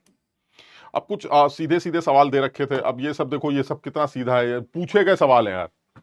अब process will be spontaneous at all temperature, कल तुमने किया था एक्सोथर्मिक होना चाहिए, एंट्रोपी चेंज पॉजिटिव होना चाहिए, तो सर हर टेम्परेचर पर ऐसा होगा सर, ये भी ऑप्शन होगा। तो ये इस तरह के सवाल यही पूछता है, मतलब बेसिक इंफॉर्मेशन है ये हमें आनी चाहिए। चलिए सर अब जल्दी से नेक्स्ट पॉइंट पर आते हैं। नेक्स्ट पॉइंट क्या सर हमारा, एक बॉम्ब कैलोरीमीटर के बारे में बात करनी है और बहुत ही सीधी बात करनी। तुम इसको अननेसेसरी कॉम्प्लिकेट मत करना, क्योंकि हमारे सिलेबस में जितना है हम उतना ही डिस्कस करेंगे। ये एक डायग्राम बनाया गया है, हमने कहीं किताब से स्क्रीनशॉट वगैरह लिया है इसका, इससे अच्छा डायग्राम हम तुम्हें अपना बनाया हुआ डायग्राम दिखाएंगे तुम्हें, लेकिन यहां पर भी एक ऐसा कुछ हल्का हल्का समझना चाह रहे हैं। बॉम्ब कैलोरीमीटर करता क्या है, मतलब बहुत बेसिक सी इंफॉर्मेशन दे रहा है। Bomb calorimeter generally combustion enthalpies calculate करने के लिए इस्तेमाल किया जाता है। समझो, यानी करते क्या है कि ये जो पीला पीला, इसको छोड़ो ना यार, ये काम की बात करते हैं, पहले ये देख लेते हैं। ये है मुद्दा। ये देखिए कितना खूबसूरत डायग्राम हमने बनाया है, समझ बात को, हमारे डायग्राम ज्यादा अच्छे हैं। तो ये कह रहा है कि ये आपके पास एक बॉम्ब कैलोरीमीटर, हमने कहा देखिए ऐसा है, जिस तरह से आपने बर्तन बंद कर रखा है, यानी ये तो कंफर्म है सर, ये कांस्टेंट वॉल्यूम का है खेल। कांस्टेंट वॉल्यूम पर जो भी कुछ हो रहा है वो वॉल्यूम कांस्टेंट है सर इसका, तो ठीक है ये। अच्छा, आप करते क्या है, ये जो पीला पीला गोला दिख रहा है, ये वो सब्सटेंस है जिसका कंबशन कर रहे हैं आप, और इस कंबशन से जो हीट निकल रही है उसको आप नापना चाहते हैं। यानी आप इस प्रोसेस से इंटरनल एनर्जी चेंज कैलकुलेट कर सकते हैं। याद है, कांस्टेंट वॉल्यूम पर हीट सप्लाइड इज या heat release is change in internal energy. तो हम डेल्टा एच निकालना चाहते हैं, वो डेल्टा एच डेल्टा यू की मदद से निकालेंगे। तो यानी अब इसमें हो क्या रहा है कि ये जो सब्सटेंस है सर, ये पीला वाला, इसको हमने एक बॉम्ब के अंदर बंद कर रखा है। ये एक ऐसे मटेरियल का बॉम्ब है जो कि जिसका मेल्टिंग पॉइंट बहुत ज्यादा है। तो आपने ये बॉम्ब, ये पीला वाला जो घेरा है, ये एक बॉम्ब है जिसके अंदर आपने वो सब्सटेंस रख दिया जिसको आप कंबस्ट करना चाहते हैं। ठीक है, तो ये बॉम्ब हो गया, इसके अंदर का वो सब्सटेंस हो गया, और किसी तरह से अंदर स्पार्क जनरेट करने का एक इंतजाम किया गया है ताकि कंबशन हो सके इस पीले वाले सब्सटेंस का। तो हमने अंदर कुछ जुगाड़ लगा के स्पार्क जनरेट किया। होगा क्या सर, इससे इस पीले वाले सब्सटेंस का पूरा कंबशन होगा। अब सर कंबशन होगा तो एनर्जी निकलेगी, एनर्जी निकलेगी तो वो एनर्जी क्या करेगी सर, वो एनर्जी जो है वो इस बॉम्ब के टेम्परेचर को बढ़ाने लगेगी। और सर बाहर हमने पानी भर रखा है, तो वो बॉम्ब के गर्म होने से बाहर का पानी भी गर्म होने लगेगा। और साथ ही साथ मैंने अंदर ही अंदर एक स्टरर लगा रखा है जिसकी वजह से ये पानी अंदर घूमता रहता है और उसका टेम्परेचर और बॉम्ब का टेम्परेचर आपस में बराबर रहता है। आप समझ रहे हैं, यानी इसके कंबशन से बॉम्ब का टेम्परेचर बढ़ेगा, बॉम्ब के टेम्परेचर से वाटर का टेम्परेचर बढ़ेगा, और हमने कुछ जुगाड़ ऐसा लगा रखा है कि बॉम्ब और वाटर का टेम्परेचर बिल्कुल एक जैसा रहेगा। ठीक है, ये हमारा थर्मामीटर है जो कि टेम्परेचर चेंज को नापने का काम करता है। बिल्कुल सीधी सिस्टम। इस बॉम्ब के अंदर ऑक्सीजन को सप्लाई किया गया, स्पार्क जनरेट किया गया, जिसकी वजह से इस पीले वाले सब्सटेंस का कंबशन स्टार्ट हुआ। इस कंबशन से एनर्जी निकली जिसने इस पीले वाले बॉम्ब, जिसको आप इसका एक घर बोल सकते हैं, इस सब्सटेंस का घर, इस घर का भी टेम्परेचर चेंज हुआ और साथ ही साथ इससे लगे हुए पानी का भी टेम्परेचर चेंज हुआ। सर बड़ा आसान है सर, अगर मैं किसी तरह से यह निकाल पाऊं कि कितनी हीट निकली, यही तो निकालना है ना, मैं आपको कितनी हीट निकली। सर ये हीट निकालने का बड़ा आसान सा तरीका है कि अगर आप मुझे इस बॉम्ब की और इस कैलोरीमीटर की जो ओवरऑल हीट कैपेसिटी है, अगर आप वो बता दें, तो मैं इसके टेम्परेचर चेंज को यूज करके नेट हीट इवॉल्व कैलकुलेट कर सकता हूं। आप समझिएगा, यानी कहने का मतलब यह हुआ कि ड्यूरिंग कंबशन होता क्या है सर, ड्यूरिंग कंबशन एनर्जी निकल के आती है, बिल्कुल सही है, और ये जो एनर्जी निकल के आ रही है वो बॉम्ब का और पानी का टेम्परेचर बढ़ा रही है। मानते हो बात को सर, ये जो एनर्जी रिलीज हो रही है वो बॉम्ब और पानी का टेम्परेचर इंक्रीज कर रही।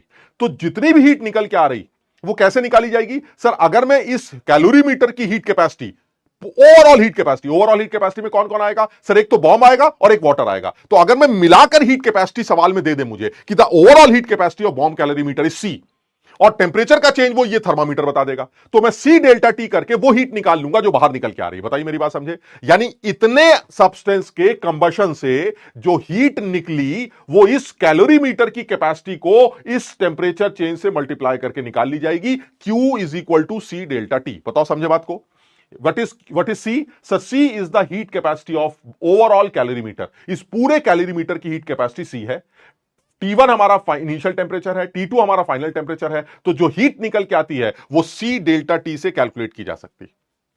लेकिन सर आपने अभी कहा था कि मुझे डेल्टा ई और डेल्टा एच कैलकुलेट करना है और आपको यह बताया गया था कि डेल्टा ई और डेल्टा एच पर मोल निकाले जाते हैं। तो इसका मतलब यह हुआ इस सब्सटेंस के मोल से अगर मैं डिवाइड कर दूं इस हीट को तो मुझे इंटरनल एनर्जी चेंज मिल जाएगा। यह मेरा सेकंड स्टेप हो गया सर। यानी सेकंड स्टेप क्या है, उधर मत देखना भी। यानी सेकंड स्टेप क्या है? सेकंड स्टेप है सबसे पहले आपने क्यू निकाला, क्यू निकालने के बाद उसने आपने नंबर ऑफ मोल से डिवाइड कर दिया उस सब्सटेंस के, तो आपको डेल्टा ई मिल गया। क्यों? क्योंकि यह प्रोसेस कांस्टेंट वॉल्यूम प्रोसेस है और कांस्टेंट वॉल्यूम प्रोसेस में हीट का लेन देन इंटरनल एनर्जी चेंज से बराबर होता है सर। इसका मतलब यह हुआ सर ये हमारा Q by N delta E आ जाएगा। अब डेल्टा ई आ गया और आपको एंथैल्पी चेंज निकालना है तो सर ये तो हमारी इक्वेशन है, delta h is equal to delta E plus delta N G are t. आप इससे डेल्टा ई की मदद से डेल्टा एच कैलकुलेट कर सकते हैं।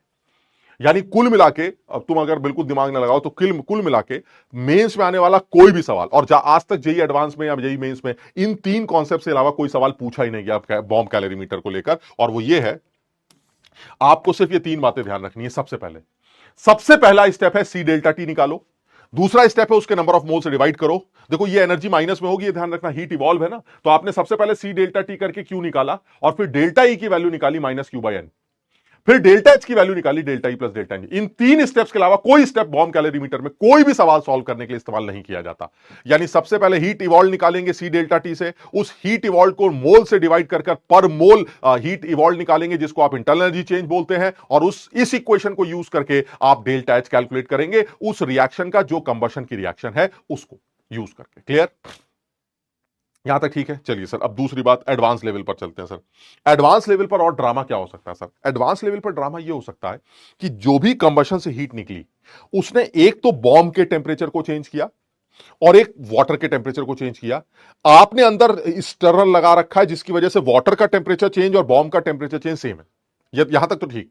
लेकिन सर आप समझिए बात को, जो हीट एब्जॉर्प्शन है सर, वो हीट एब्जॉर्प्शन बॉम्ब का किसी और तरह से हो सकता है और पानी का किसी और तरह से, क्योंकि दोनों की हीट कैपेसिटीज अलग अलग होती है।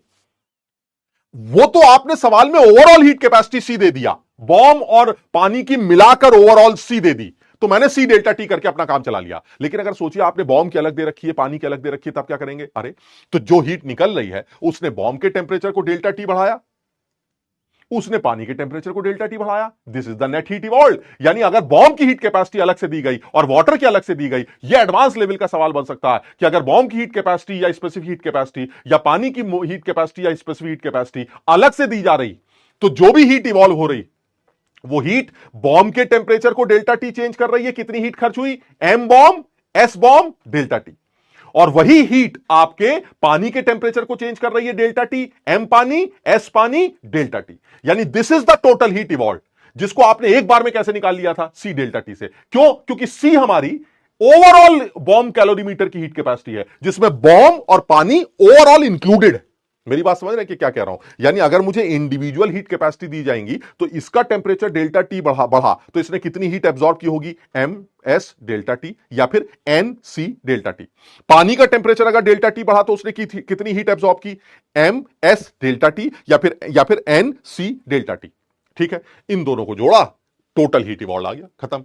और नहीं तो अगर आपको इंडिविजुअल हीट कैपेसिटीज बॉम्ब और पानी की नहीं दे रखी हैं तो आपको बॉम्ब पूरे कैलोरीमीटर की हीट कैपेसिटी दे देगा, जो कि हमेशा देता ही है। तो अगर आपने पूरे कैलोरीमीटर की हीट कैपेसिटी दे दी सी, जिसमें पानी भी इंक्लूडेड है, बॉम्ब भी इंक्लूडेड है, तो सी डेल्टा टी करके डायरेक्ट आप क्यू कैलकुलेट कर सकते हैं। और ये क्यू निकालने के बाद आपको उस सब्सटेंस के मोल से डिवाइड करना पड़ेगा। ये ध्यान रखना, ये जो एन है, ये एन उस सब्सटेंस का नहीं है, ये बॉम्ब का मोल है। जो जिस मटेरियल का आपने बॉम्ब बनाया है उसके मोल्स हैं, क्योंकि वो हीट एब्जॉर्ब कर रहा है तो एन उसका होगा, मास उसका होगा, स्पेसिफिक हीट कैपेसिटी उसकी होगी और डेल्टा टी उसका होगा। आप समझ रहे हैं? और ये जो एन है ये पानी के मोल्स है, ये पानी का मास है।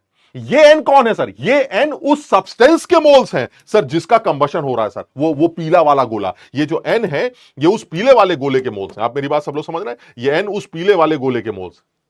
सब लोग इस बात का ध्यान रखना, जेई एडवांस लेवल पर यह सवाल पूछ सकता है। आज तक उसने इस बारे में बात नहीं की है, बट एडवांस लेवल पर इस पर सवाल पूछ सकता है। आपको बॉम्ब की स्पेसिफिक हीट कैपेसिटी देगा, पानी की स्पेसिफिक हीट कैपेसिटी देगा, बॉम्ब का मास देगा, पानी का मास देगा। तो आप बॉम्ब के मास, पानी के मास को और स्पेसिफिक हीट कैपेसिटीज को यूज करके नेट हीट इवॉल्व निकालेंगे और फिर माइनस क्यू बाय एन करके, ये देख रहे हैं ई की value minus q by n करके आप डेल्टा ई की वैल्यू निकालेंगे और इस डेल्टा ई को यूज करके आप फाइनल आंसर निकालेंगे। बस ये ध्यान रखना, ये जो डेल्टा ई मैं लिख रहा हूं दिस इज ओवरऑल इवॉल्व। तो आप यहां पर अगर माइनस का निशान लगाते हैं तो आपको minus Q by N delta e का एग्जैक्ट नंबर वैल्यू पता चलेगा और इस इक्वेशन में पुट करके आप डेल्टा एच कैलकुलेट कर सकते हैं। कुछ समझे बात को? इस बॉम्ब कैलोरीमीटर में इससे ज्यादा कुछ होता ही नहीं। ये सबसे सिंपल केस माना जाता है। बच्चों को ऐसा लगता है कि बॉम्ब कैलोरीमीटर बड़ा मुश्किल टॉपिक होता है, जबकि ये इतना सिंपल टॉपिक है जिसमें एक सिंपल सा कॉन्सेप्ट इन्वॉल्व है कि आपने वो पीला वाला कंबशन के लिए आदमी रखा, उसके अंदर ऑक्सीजन किसी तरह से अंदर डाली और स्पार्क जनरेट करने का जुगाड़ लगा दिया। तो जैसे ही स्पार्क जनरेट होगा ऑक्सीजन के साथ वो पीला वाला हिस्सा कंबस्ट होने लगेगा, कंबशन से एनर्जी निकलने लगेगी। वो एनर्जी क्या करेगी? जैसे ही वो बाहर आएगी, एक तो बॉम्ब का टेंपरेचर चेंज होने लगेगा और बॉम्ब की वजह से पानी का टेंपरेचर चेंज होने लगेगा और दोनों के टेंपरेचर चेंज बराबर हो। हमने ऊपर से चम्मच से उस पानी को हिला रखा है ताकि सर्कुलेट होता रहे और टेंपरेचर मेंटेन रहे, बराबर रहे। ठीक, चेंज जो है वो बराबर आए। अब दो तरीके हैं सवाल करने के, एक मेंस लेवल का, एक एडवांस लेवल का। अगर बनाया तो मेंस लेवल के सवाल में क्या होगा सर? पूरे बॉम्ब कैलोरीमीटर की आपको ओवरऑल हीट कैपेसिटी अलग से दे देगा, जिसमें बॉम्ब भी इंक्लूडेड है और पानी भी इंक्लूडेड। बात ही खत्म हो गई। बॉम्ब वो अंदर वाला हिस्सा होता है, ठीक, तो बॉम्ब भी इंक्लूडेड है और पानी भी इंक्लूडेड। तो ऐसे में सर सीधे सीधे C overall heat capacity into delta T कर दीजिए। ये वो आ गई हीट जो बाहर निकल के आ रही है, ठीक है ये सर। लेकिन अगर आपको पर मोल निकालनी है तो आपको नंबर ऑफ मोल्स उस सब्सटेंस के नंबर ऑफ मोल से डिवाइड करना पड़ेगा। तो आपको पर मोल हीट इवॉल्व पता चल जाएगा, जिसको आप डेल्टा ई कहते हैं। उस डेल्टा ई से डेल्टा एच कैलकुलेट कर लीजिएगा, डेल्टा एनजीआरटी जोड़ घटाकर खत्म होगी ये कहानी। अगर एडवांस की बात करें तो एडवांस में क्या होगा सर? जब वो आदमी कंबस्ट करेगा तो बॉम्ब का भी टेंपरेचर चेंज होगा, पानी का भी टेंपरेचर चेंज होगा। टेंपरेचर चेंज दोनों का डेल्टा टी है, चम्मच से हिला रखा है डेल्टा टी। लेकिन इसने कितनी हीट ली डेल्टा टी चेंज करने के लिए सर? MS delta T. उसने कितनी ली? उसका एमएस डेल्टा टी। सर दोनों को जोड़ा, टोटल हीट। उसको एन से डिवाइड कर दिया सब्सटेंस के मोल से, आपको पर मोल हीट इवॉल्व पता चल जाएगा, जिसको डेल्टा ई कहते हैं। और उसी डेल्टा ई से डेल्टा एनजीआरटी को घटा जोड़कर आप डेल्टा एच निकाल सकते हैं। ये पूरा सिंपल बॉम्ब कैलोरीमीटर। जैसे एग्जांपल के तौर पर अगर तुम्हें बताएं, जैसे मान लीजिए यही इसके अंदर इंपॉर्टेंट पॉइंट है। जैसे मान लीजिए ये, ठीक है, अब इसको थोड़ा सा अपने आप ही समझने की कोशिश करो क्या कह रहा है। इतने ग्राम सॉलिड बेंजोइक एसिड, पहली बात तो बेंजोइक एसिड का 12.2 ग्राम अगर लिया है तो इसका मतलब इसके 0.1 मोल लिए गए हैं। बेंजोइक एसिड का मोलर मास 122 होता है, तो 12.2 अपॉन 122 दैट इज 0.1 मोल लिए गए, ठीक है। अब इसका कंबशन हो रहा है, 27 डिग्री का माहौल है। अब टेम्परेचर चेंज 27 से 77 हो गया। जब आपने अंदर बवाल मचाया तो यह आदमी कंबस्ट हो गया और कंबशन के बाद 27 से 77 आपका टेम्परेचर चेंज हो गया। अब सर ये बताइए, ये जो टेम्परेचर चेंज हो रहा है इसने बॉम्ब के टेम्परेचर को भी चेंज किया होगा और वाटर के टेम्परेचर को भी चेंज किया होगा, यानी ये टेम्परेचर चेंज बॉम्ब का भी है और यही टेम्परेचर चेंज वाटर का भी है। क्लियर है ये? अब ये बताइए बॉम्ब ने कितनी हीट एक्सेप्ट किया? उसने कहा ये हमें नहीं पता। वाटर ने कितनी हीट एक्सेप्ट की? ये भी नहीं पता, क्योंकि हमें दोनों की इंडिविजुअल स्पेसिफिक हीट कैपेसिटीज या मोलर हीट कैपेसिटीज नहीं दे रखी। हमें दिया क्या गया है? Overall bomb calorie, the heat capacity of the calorimeter. Sir पूरे कैलोरीमीटर की हीट कैपेसिटी दे रखी है 50। तो इसका मतलब है सर इस 50 को यूज करके, डेल्टा टी को यूज करके आपको हीट इवॉल्व पता चल जाएगी। पर मोल निकालना चाहते हैं तो जितने मोल की वजह से इतनी हीट निकली, तो फिर 1 मोल की वजह से कितनी हीट निकलेगी वो आप कैलकुलेट करके डेल्टा ई निकाल लीजिएगा, खत्म हो। क्लियर है? तो अगर आपको internal energy change first part करना है तो सबसे पहले क्या निकल के आएगा? फर्स्ट पार्ट की जो वैल्यू आएगी वो आएगी माइनस हीट कैपेसिटी कितनी है 50, डेल्टा टी की वैल्यू कितनी है 50। क्लियर है सर? डेल्टा ई की वैल्यू आ रही है 50 इंटू 50, ये हीट निकली डिवाइडेड बाय मोल्स, और मोल्स कितने हैं 0.1। So this is minus 25,000 joule. Sir this is delta E. Clear है? ये हमारा डेल्टा ई आ गया। कैसे sir? This is C delta T upon N, याद है क्यू बाय एन, ये क्यू है ये एन है, तो this is minus Q by N, delta E की वैल्यू माइनस, और माइनस तो होगा ही ना सर, क्यों? क्योंकि हीट निकल रही है, तो इंटरनल एनर्जी चेंज पक्का नेगेटिव ही आएगा सर। तो जो इंटरनल एनर्जी चेंज निकल के आ रहा है वो -25,000 आ रहा है। अब अगर -25,000 डेल्टा ई है तो आपको डेल्टा एच चाहिए। सेकंड स्टेप क्या है, हमें पहले तो इंटरनल एनर्जी चेंज नहीं चाहिए था, अब हमें डेल्टा एच चाहिए सर, इंथैल्पी चेंज। अब इंथैल्पी चेंज कैसे निकालें सर, वही इक्वेशन सर, एक कोई भी सवाल हो एक ही स्टेप है, पहले क्यू आएगा सी डेल्टा टी से, फिर ई आएगा -q/n से, और फिर डेल्टा एच आएगा डेल्टा ई प्लस डेल्टा एनजीआरटी से। ये बिल्कुल सेट स्टेप से, तुम्हें कुछ और कभी करना ही नहीं पड़ेगा इसके अलावा। क्लियर है? तो अगर दूसरे स्टेप की बात करें तो सर एक तो बेंजोइक एसिड है सर, बेंजोइक एसिड होता है C6H5COH, ये बेंजोइक एसिड है सर। इस बेंजोइक एसिड का अगर कंबशन करेंगे तो क्या इक्वेशन बनेगी सर, बेंजोइक एसिड का अगर आप कंबशन करते हैं तो कार्बन कितने हैं 7, तो यानी 7 तो CO2 आ जाएगा, और पानी कितने बनेंगे 3 और 6 पानी है, तो यानी 6 हाइड्रोजन के लिए 3 पानी। अब ऑक्सीजन कितने हो गए 14 और 3 17, तो सर ये आ जाएगा आपका 17/2 है। 14 और 3 17, अच्छा 2 तो उधर ही थे, एक सेकेंड, 2 तो उधर ही है, 2 तो इधर ही है ना, तो ये 15/2, तो ये 15/, सर ये आपकी बैलेंस इक्वेशन आ गई सर, ये बैलेंस इक्वेशन है सर। अब इस बैलेंस इक्वेशन के अकॉर्डिंगली अगर मैं डेल्टा एच निकालना चाहता हूं तो डेल्टा एच किसके बराबर आएगा sir, delta H delta E plus delta एनजीआरटी से निकाला जाएगा। डेल्टा ई अभी आपने निकाला था -25,000, और डेल्टा एन कितना है सर, डेल्टा एन 7 माइनस 7.5, यानी माइनस में आ जाएगा, 7 माइनस 7.5, इसको प्लस ही में रखते हैं अभी, तो ये हो जाएगा प्लस माइनस, डेल्टा एन हो गया प्रोडक्ट का गैस मोल माइनस रिएक्टेंट का गैस मोल, तो दिस इज -0.5 इंटू आर जो कि जूल में 8.314, और R N R T delta N G are T, temperature कितना है सर, टेम्परेचर है आपका किस टेम्परेचर पर हमें निकालनी है, if the heat capacity calculate the combustion 27 degree, हमें 27 डिग्री सेंटीग्रेड पर चाहिए, दैट इज 300। सर अब आप इसको सॉल्व करके डेल्टा एच की वैल्यू निकाल सकते हैं, खत्म हो गया सर, डेल्टा एच पता है। क्लियर है? स्टेप्स सेम है, सबसे पहले क्यू आएगा, मैं फिर से लिख रहा हूं सी डेल्टा टी से, फिर डेल्टा ई आएगा -q/n से, और फिर डेल्टा एच आएगा डेल्टा ई प्लस डेल्टा एनजीआरटी से। एक भी सवाल बॉम्ब कैलोरीमीटर का ऐसा नहीं होगा जो इन 3 स्टेप्स के अलावा कराया जाए, एक भी सवाल ऐसा नहीं हो सकता। हां, एडवांस लेवल पर सिर्फ फर्क इतना है कि ये क्यू निकालने का एक तरीका और हो सकता है। एडवांस लेवल पर इस क्यू निकालने का एक तरीका है एन बॉम्ब, जो अभी हमने लिखा था यार, N bomb heat capacity of bomb delta T plus N पानी मोलर हीट कैपेसिटी ऑफ पानी डेल्टा टी, बस इतना। या फिर अगर हम स्पेसिफिक हीट के टर्म्स में लिखें तो ये हो जाएगा M bomb into specific heat of bomb, सब सवाल में देगा, into delta T plus N पानी, सॉरी एम पानी इंटू स्पेसिफिक हीट ऑफ पानी इंटू डेल्टा टी। इन दोनों में से ये एडवांस लेवल की बात हो सकती है जो हमसे, यानी क्यू या तो ओवरऑल हीट कैपेसिटी को यूज करके निकाला जाएगा, या फिर इंडिविजुअल हीट कैपेसिटीज दे दी जाएंगी, आप इंडिविजुअल हीट कैपेसिटीज को यूज करके क्यू निकालिएगा, और उसके बाद Q/n करके डेल्टा ई निकाल लीजिएगा, खत्म हो गया।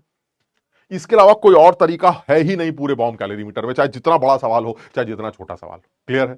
चलिए सर और देख लेते हैं, मान लीजिए एक सवाल और ले लिया जाए। अब तुम करना यार, अपने आप करने की कोशिश करना। ये देखिए, ये पूछा गया सवाल है, the reaction of cyanamide NH2 with oxygen was run in a bomb calorimeter and delta you they रखा। अरे ये तो खैर बहुत ही आसान हो गया, इसमें तो कुछ भी नहीं करना। बॉम्ब कैलोरीमीटर में तो हमें पता ही है सर, डेल्टा यू जिसको आप डेल्टा ई कहते हैं, दिस डेल्टा यू डेल्टा जो भी आप बोल रहे हैं, this is delta H plus delta एनजीआरटी। अब आप देख लीजिए सवाल आपके सामने, आप अपने हिसाब से कर लीजिएगा। डेल्टा ई आपको दे रखा है सवाल में, बॉम्ब कैलोरीमीटर में डेल्टा ई हमें दे रखा है इतना, और हमें डेल्टा एच निकालना है। तो अगर ये दे रखा है और ये निकालना है तो हमें सिर्फ क्या चाहिए, डेल्टा एनजीआरटी। और आपके सामने पूरी इक्वेशन है सर। डेल्टा एनजी आपको दिखाई दे रहा होगा, इसका 1 मोल है, इसका 1 मोल है, और इसके 3/2 मोल है, तो 2 माइनस 3/2 दैट इज 0.5। तो इसका मतलब ये हुआ डेल्टा एच की वैल्यू अगर आप निकालना चाहते हैं तो वो डेल्टा ई माइनस डेल्टा एनजीआरटी से निकाला जाएगा।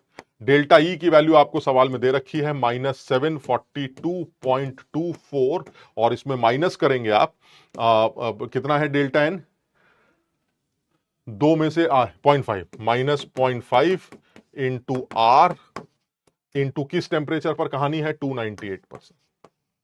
सर ये आप सॉल्व कर लीजिएगा, आपको डेल्टा एच मिल जाएगा, खत्म हो जाएगा। तो जब आप इसको सॉल्व करेंगे तो डेल्टा एच की वैल्यू -741 किलो जूल पर मोल आएगी। देखा कितनी जल्दी सॉल्व कर लिया मैंने, ये आपका आंसर आ जाएगा। क्लियर?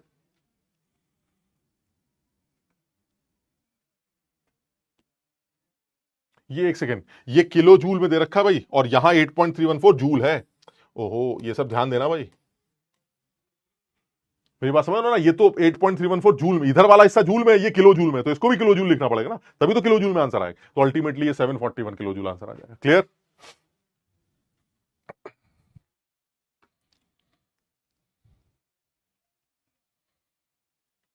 समझ में आ गया? तो ये बहुत सीधा है। एक सवाल और है तुम्हें करने के लिए दे देता हूं, तुम इसको आराम से करना। ये बॉम्ब कैलोरीमीटर का सवाल हो गया। नेक्स्ट जो है बहुत ही सिंपल, एक और डिस्कशन कर रहे हैं, हालांकि इस पर सवाल पूछा नहीं गया है लेकिन पूछ सकता है, और वो है किरचॉफ्स इक्वेशन। हम सिर्फ उस किरचॉफ्स इक्वेशन का एक इक्वेशन याद करेंगे और कुछ भी अकल नहीं लगाएंगे। क्या है किरचॉफ इक्वेशन? ये कहती है कि जो रिएक्शंस की इंथैल्पी चेंज है वो टेम्परेचर के ऊपर डिपेंड करती है। उसका रीजन है कि उनकी जो सीपी वैल्यूज हैं वो भी टेम्परेचर पर डिपेंड करती है, यानी जो हीट कैपेसिटीज हैं, क्योंकि वो टेम्परेचर पर डिपेंडेंट है, सीपीसीवी।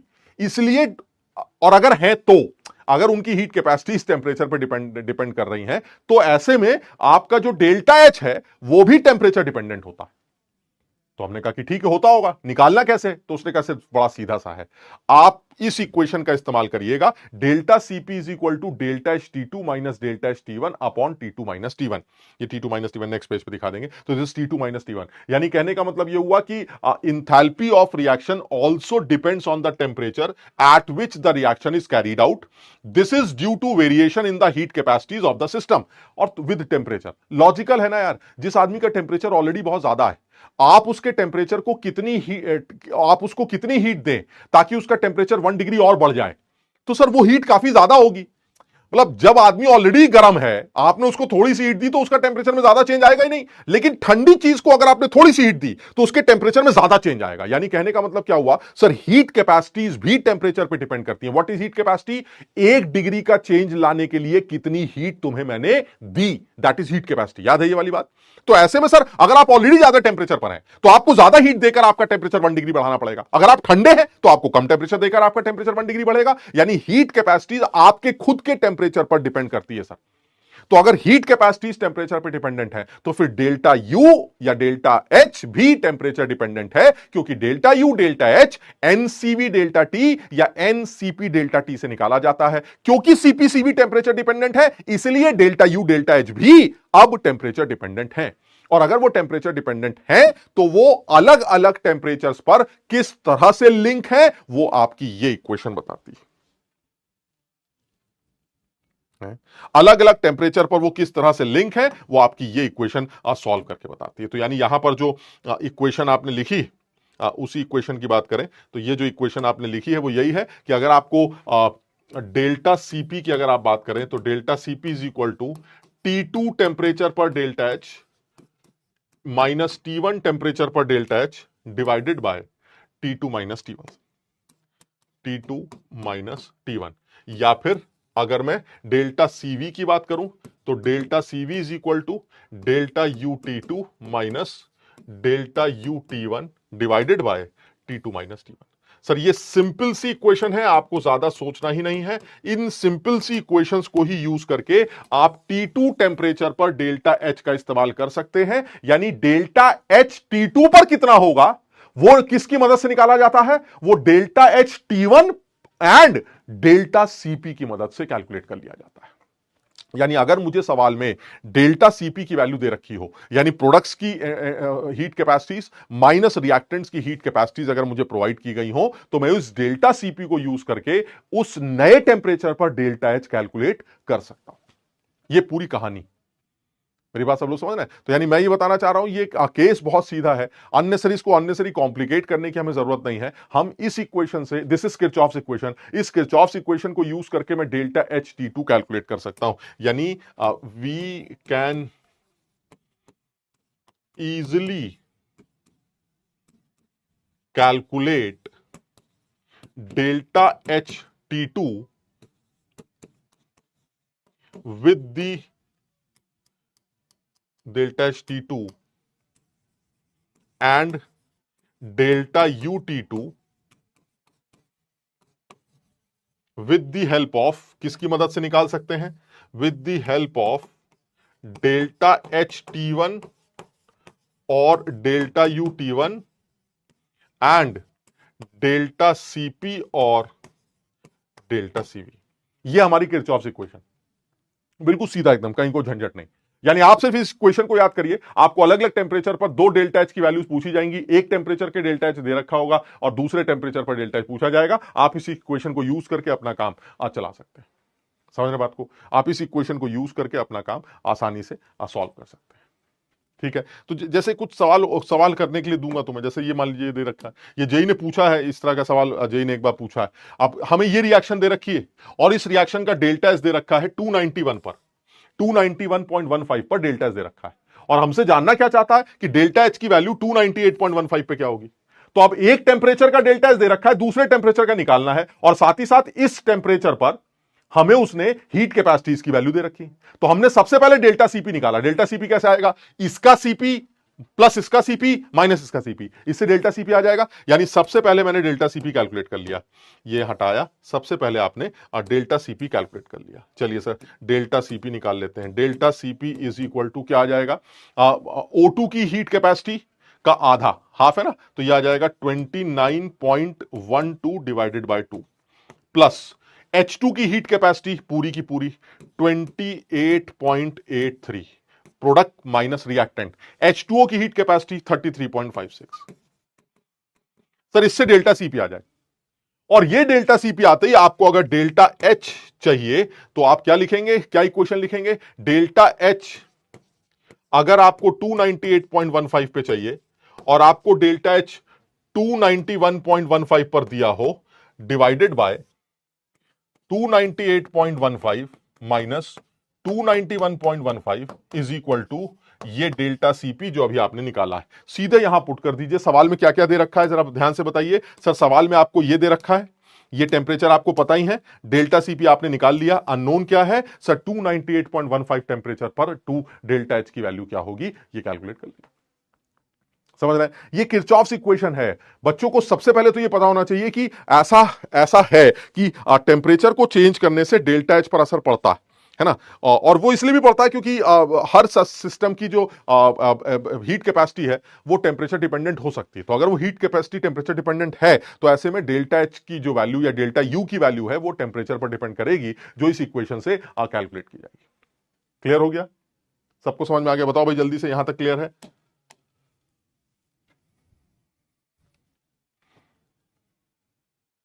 यहां तक क्लियर है?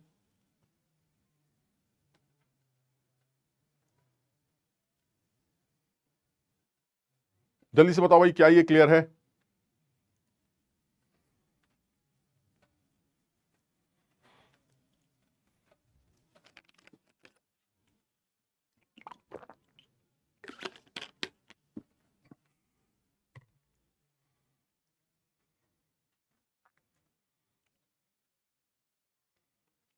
ठीक है। हाँ ये आसान सा था यार, बहुत आसान था, इसमें कुछ खास मुश्किल नहीं है। ये क्वेश्चन रिपीट प्लीज। अरे एक बार करके देखना भाई, आप इक्विलिब्रियम स्टार्ट कर दीजिए। बिल्कुल करते हैं सर, मैं युगांडा से हूँ, बहुत अच्छी जगह से हैं आप। सर आप अपना एड्रेस बता दो, 1 डजन बिस्किट भिजवा देंगे। सर ईजी के क्वेश्चन है में सॉलिड सल्फर SO2 को हीट फॉर्मेशन बोला है जबकि एलिमेंटल स्टेट रोम्बिक है, और जो सॉलिड सल्फर है उसी को रोम्बिक, मतलब अगर सॉलिड वर्ड यूज किया है तो दैट इज रोम्बिक। वो दे रखा है, मतलब आपको मोनोक्लिनिक नहीं लिखना चाहिए उसको। अगर सॉलिड जैसे मैंने बताया था कार्बन सॉलिड लिखा है तो वो अंडरस्टूड है कार्बन ग्रेफाइट की बात कर रहा है ना। सर आज आपके बाल कसम से आइंस्टाइन जैसे लग रहे हैं। तो सर बॉम्ब क्वेश्चन पढ़कर खोपड़ी में बॉम्ब फट गया। अच्छा सर आजकल मेरे सपने में भी आते हो आजकल, बहुत बढ़िया। Here I have doubt E is delta, पता नहीं क्या। सब किरचॉफ्स के दो दो इक्वेशंस थर्मो एंड इलेक्ट्रोकेमिस्ट्री, एक ही किरचॉफ के दो दो इक्वेशंस। हाँ भाई थोड़ा कंफ्यूजन है, कोई बता सकता है डेल्टा एच इंथैल्पी के लिए यूज करते हैं या फिर हीट के लिए? अरे एक ही बात है ना यार, हीट का लेन देन ही तो डेल्टा एच है। अगर कांस्टेंट वॉल्यूम पर है तो वही नाम डेल्टा यू बन जाता है, कांस्टेंट प्रेशर पर है तो वही डेल्टा एच बन जाता है।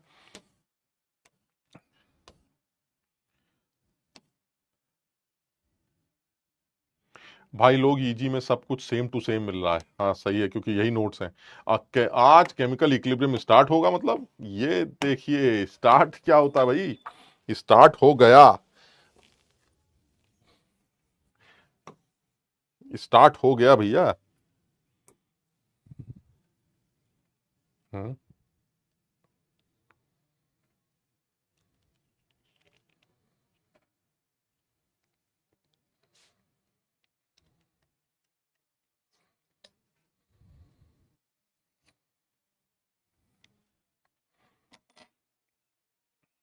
क्लियर है। हाँ चैट ऑफ कर देते, चलिए सर अब नया बात शुरू कर देते हैं, चैट ऑफ कर देते हैं। चलिए चलिए अब स्टार्ट करते हैं। ये जो केमिकल इक्विलिब्रियम है, ये एक सीधा सा चैप्टर है, ये इसमें ज्यादा बहुत ज्यादा झंझट नहीं है। कुछ दो चार बातें हैं जो ध्यान रखी जाए तो इस पर आने वाले सवाल जो हैं पक्का सही होते ही होते हैं। अब ऑब्वियसली कुछ सवाल तो बहुत ज्यादा लेंदी या गंदे बनाए जा सकते हैं जो जेई पूछ सकता है, बट केमिकल इक्विलिब्रियम में बहुत ज्यादा गंदगी नहीं। इसमें जो सबसे इंपॉर्टेंट टॉपिक आता है वो आता है जो सबसे मुश्किल टॉपिक मान सकते हैं, साइमल्टेनियस इक्विलिब्रियम। वो हमारा थोड़ा सा इंटरेस्टिंग और थोड़ा सा मुश्किल टॉपिक माना जाता है, तो हम उसके बारे में भी डिटेल में बात करेंगे। सबसे पहले अगर मैं इक्विलिब्रियम की बात करूं तो इक्विलिब्रियम की सिचुएशन होती क्या है, आप देखो बहुत ध्यान से सुनना। जब आप किसी कंटेनर में रिएक्टेंट्स को लेते हैं, जैसे मान लीजिए आपने ए गैस और बी गैस को ले लिया, तो जब आप ए और बी गैस को डब्बे में लेंगे, डब्बा बंद कर दीजिए, गैस है ना, गैस से तो ढक्कन बंद करना पड़ेगा वरना गैस बाहर निकल जाएगी। तो आपने बंद बर्तन में ए और बी को भर दिया। अब जब ए और बी को आपने डाला तो मान लीजिए ये दोनों आपस में रिएक्ट करने लगी और रिएक्ट करने से सी और डी बनने लगा। ठीक, अगर ये एक रिवर्सिबल रिएक्शन है तो सी और डी के बनने से सी और डी के भी रिएक्शन शुरू हो जाती है और वो वापस ए और बी बनाने लगता है। यानी अगर एक रिवर्सिबल रिएक्शन की बात करें तो एक रिवर्सिबल रिएक्शन एक ऐसी रिएक्शन है जिसमें रिएक्टेंट्स प्रोडक्ट्स के पास जा रहे हैं और प्रोडक्ट्स जो है वो वापस रिएक्टेंट्स के पास आ रहे हैं। अब अगर आप शुरुआत की बात करें, बिल्कुल शुरू की, तो शुरुआती टाइम पर फॉरवर्ड रिएक्शन जो चल रही है वो मैक्सिमम रेट से चल रही है। क्यों? क्योंकि सर शुरुआत में सिर्फ कंटेनर में कौन है? रिएक्टेंट। तो रिएक्टेंट का अमाउंट क्योंकि बहुत ज्यादा है, इसलिए उनके मिलने से प्रोडक्ट का फॉर्मेशन का जो रेट है शुरू में बहुत ज्यादा है। और सर शुरू में क्योंकि प्रोडक्ट था ही नहीं, इसलिए बैकवर्ड जाने का जो रिएक्शन था उसका रेट जीरो रहा होगा। यानी शुरू में क्योंकि रिएक्टेंट्स भर के लिए गए थे, उनका अमाउंट मैक्सिमम था, इसलिए फॉरवर्ड रिएक्शन का रेट मैक्सिमम था। और क्योंकि प्रोडक्ट जीरो थे, इसलिए बैकवर्ड रिएक्शन का रेट जीरो था। थोड़ी देर बाद क्या होने लगा कि इन दोनों के मिलने से ये दोनों बनने लगे। अब जब ये दोनों बनने लगे तो ये कम होने लगा, जब ये कम होने लगा तो फॉरवर्ड रिएक्शन का रेट धीरे धीरे कम होने लगा। और क्योंकि ये बनते जा रहे हैं, इसलिए इनसे इसके बनने का रेट, जिसको आप बैकवर्ड रिएक्शन कहते हैं, वो रेट बढ़ने लगा। यानी एक टाइम ऐसा आने लगा, यानी शुरू की बात क्या है? शुरू की बात क्या है? The rate of forward reaction is maximum and the rate of backward reaction is zero. ये शुरुआत। जैसे जैसे वक्त गुजरता गया, रेट ऑफ फॉरवर्ड रिएक्शन कम होता गया क्योंकि रिएक्टेंट का अमाउंट कम होता चला जा रहा है, और रेट ऑफ बैकवर्ड रिएक्शन बढ़ता जा रहा है क्योंकि प्रोडक्ट का अमाउंट बढ़ता जा रहा है। एक टाइम ऐसा आएगा जब रेट ऑफ फॉरवर्ड और रेट ऑफ बैकवर्ड रिएक्शंस आपस में बराबर हो जाए। जिस टाइम पर रेट ऑफ फॉरवर्ड और रेट ऑफ बैकवर्ड रिएक्शंस के जो रेट हैं वो बराबर हो जाएंगे, वो इक्विलिब्रियम की सिचुएशन होगी।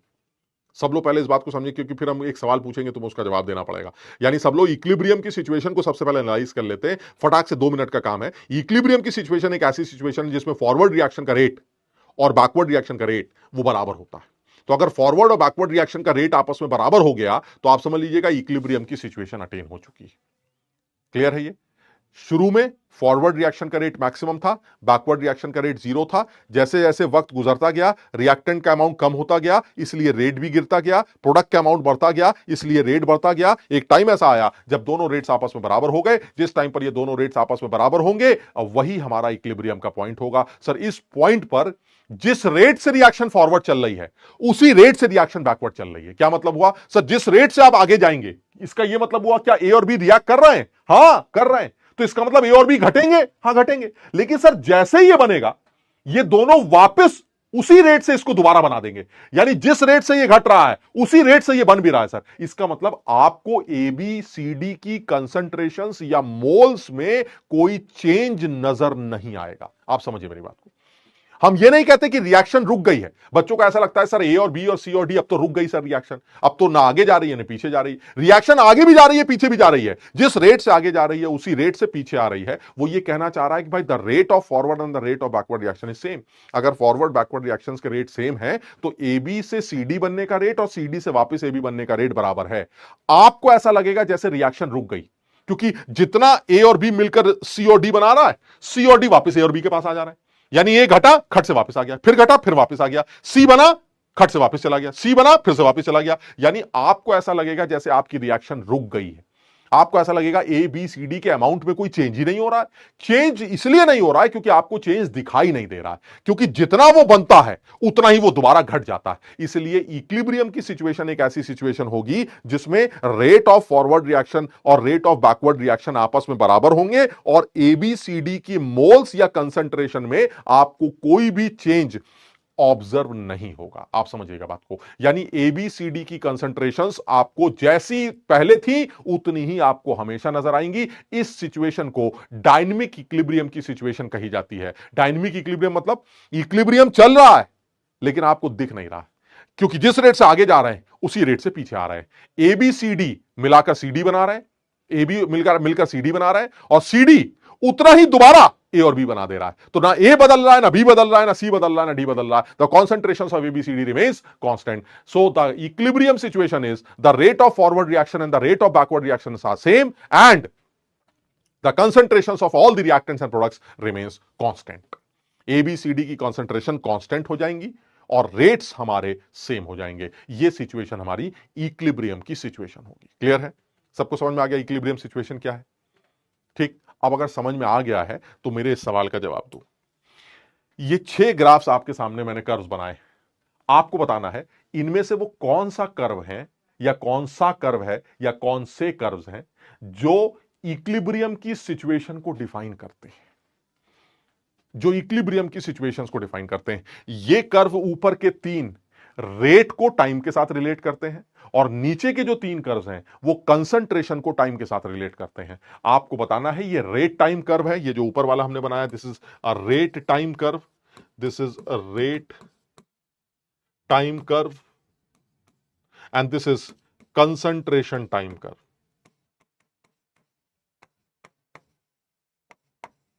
तो एक रेट टाइम कर्व है और एक कुछ कंसंट्रेशन टाइम कर्व। आपको यह बताना है इनमें से वो कौन से कर्व या कर्व्स हैं जो इक्विलिब्रियम की सिचुएशन को डिफाइन करते हैं। जल्दी से सोच लो, जो इक्विलिब्रियम की सिचुएशन को डिफाइन करते हैं।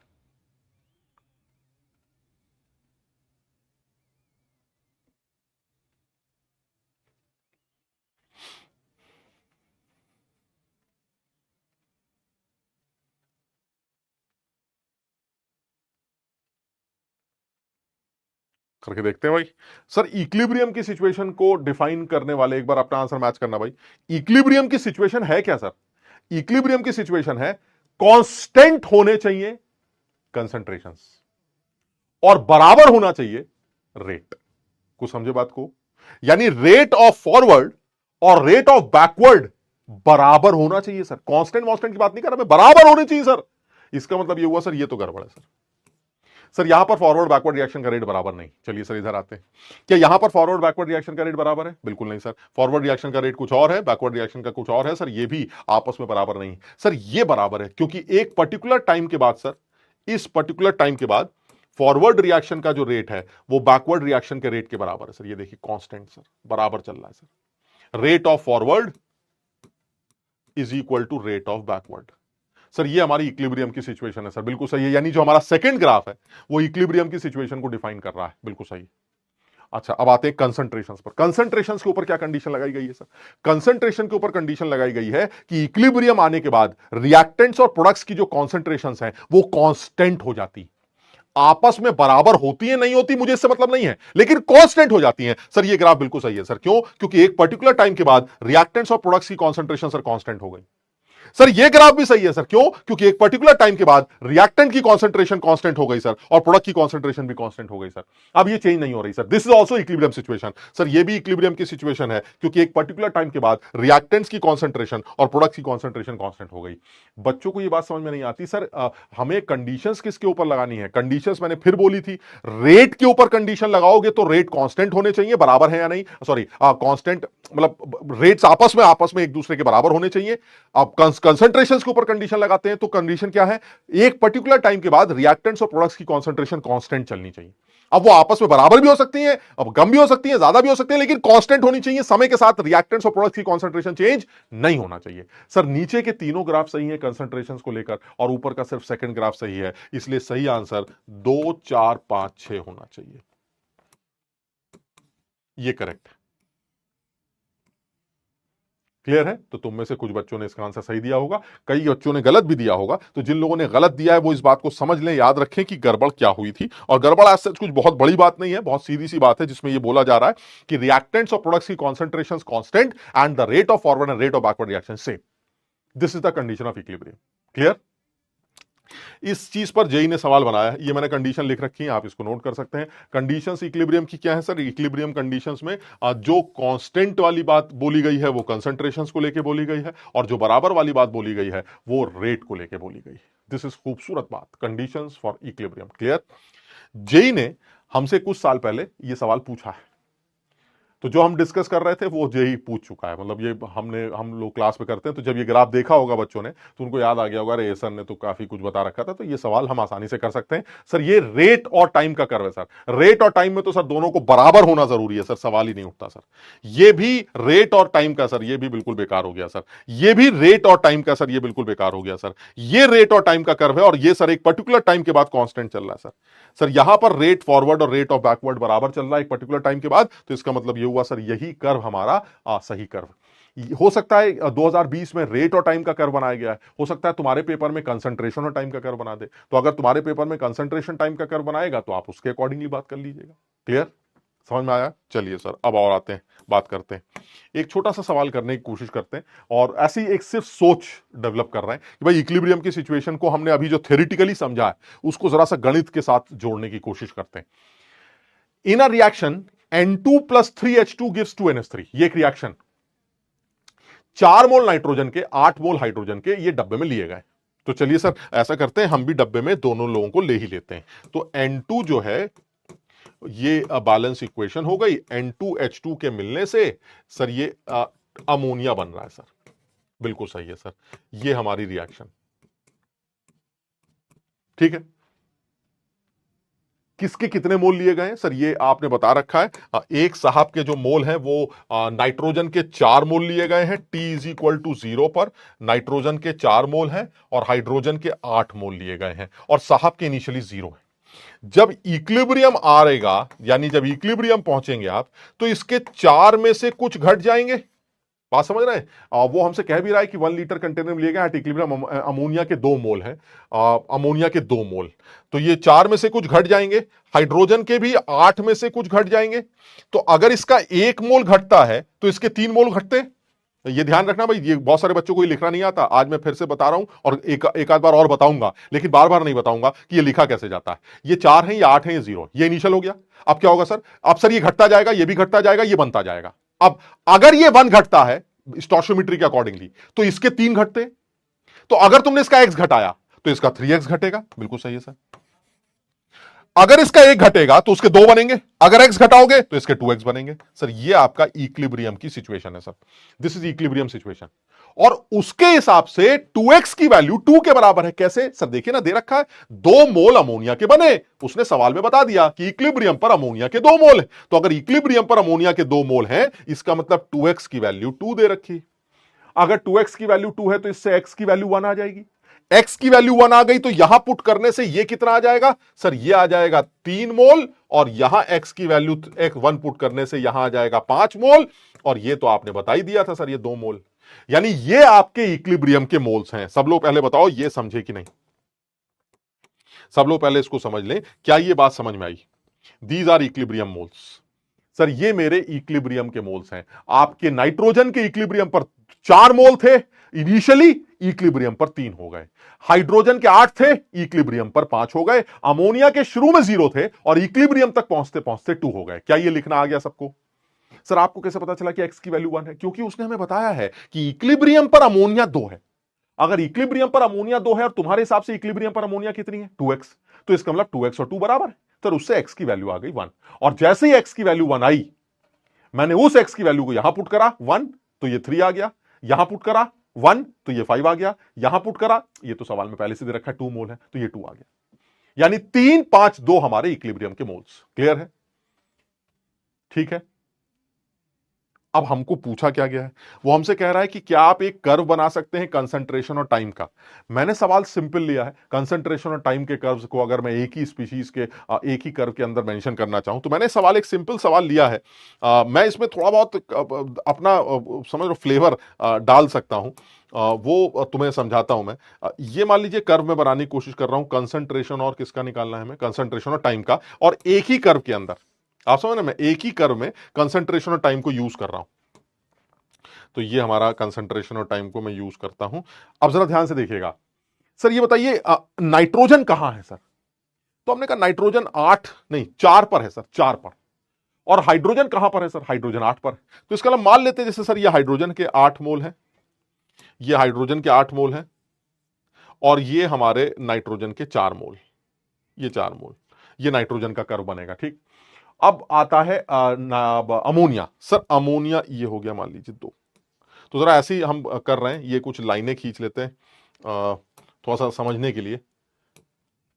ये 1 हो गया, ये 2 हो गया, ये 3 हो गया, ये 4 हो गया, ये 5 हो गया, ये 6 हो गया, ये 7 मान लेते हैं, और यहां 8 ले लेते हैं। सर ये है सिचुएशन, ठीक है ना। तो ये हमने सिचुएशन ले रखी है, दिस इज सपोज 8 है ना, ये 8 हो गया।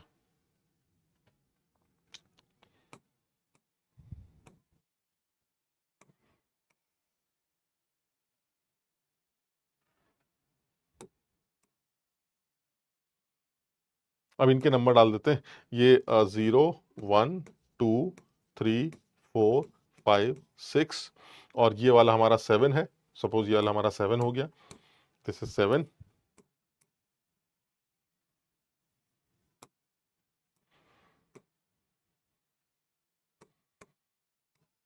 और ये 8। ठीक है।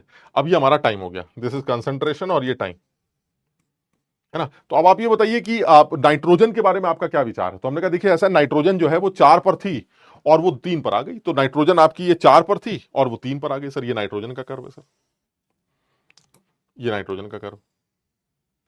क्लियर है? सर हाइड्रोजन का क्या सीन है? सर हाइड्रोजन 8 से 3 पर आ गई। सर ये 8 है और 8 से जो है वो 3 पर आ गई, नहीं 8 से 5 पर आ गई, 5 ये, तो ये 8 से 5 पर आ गई। सर ये भी सही है सर।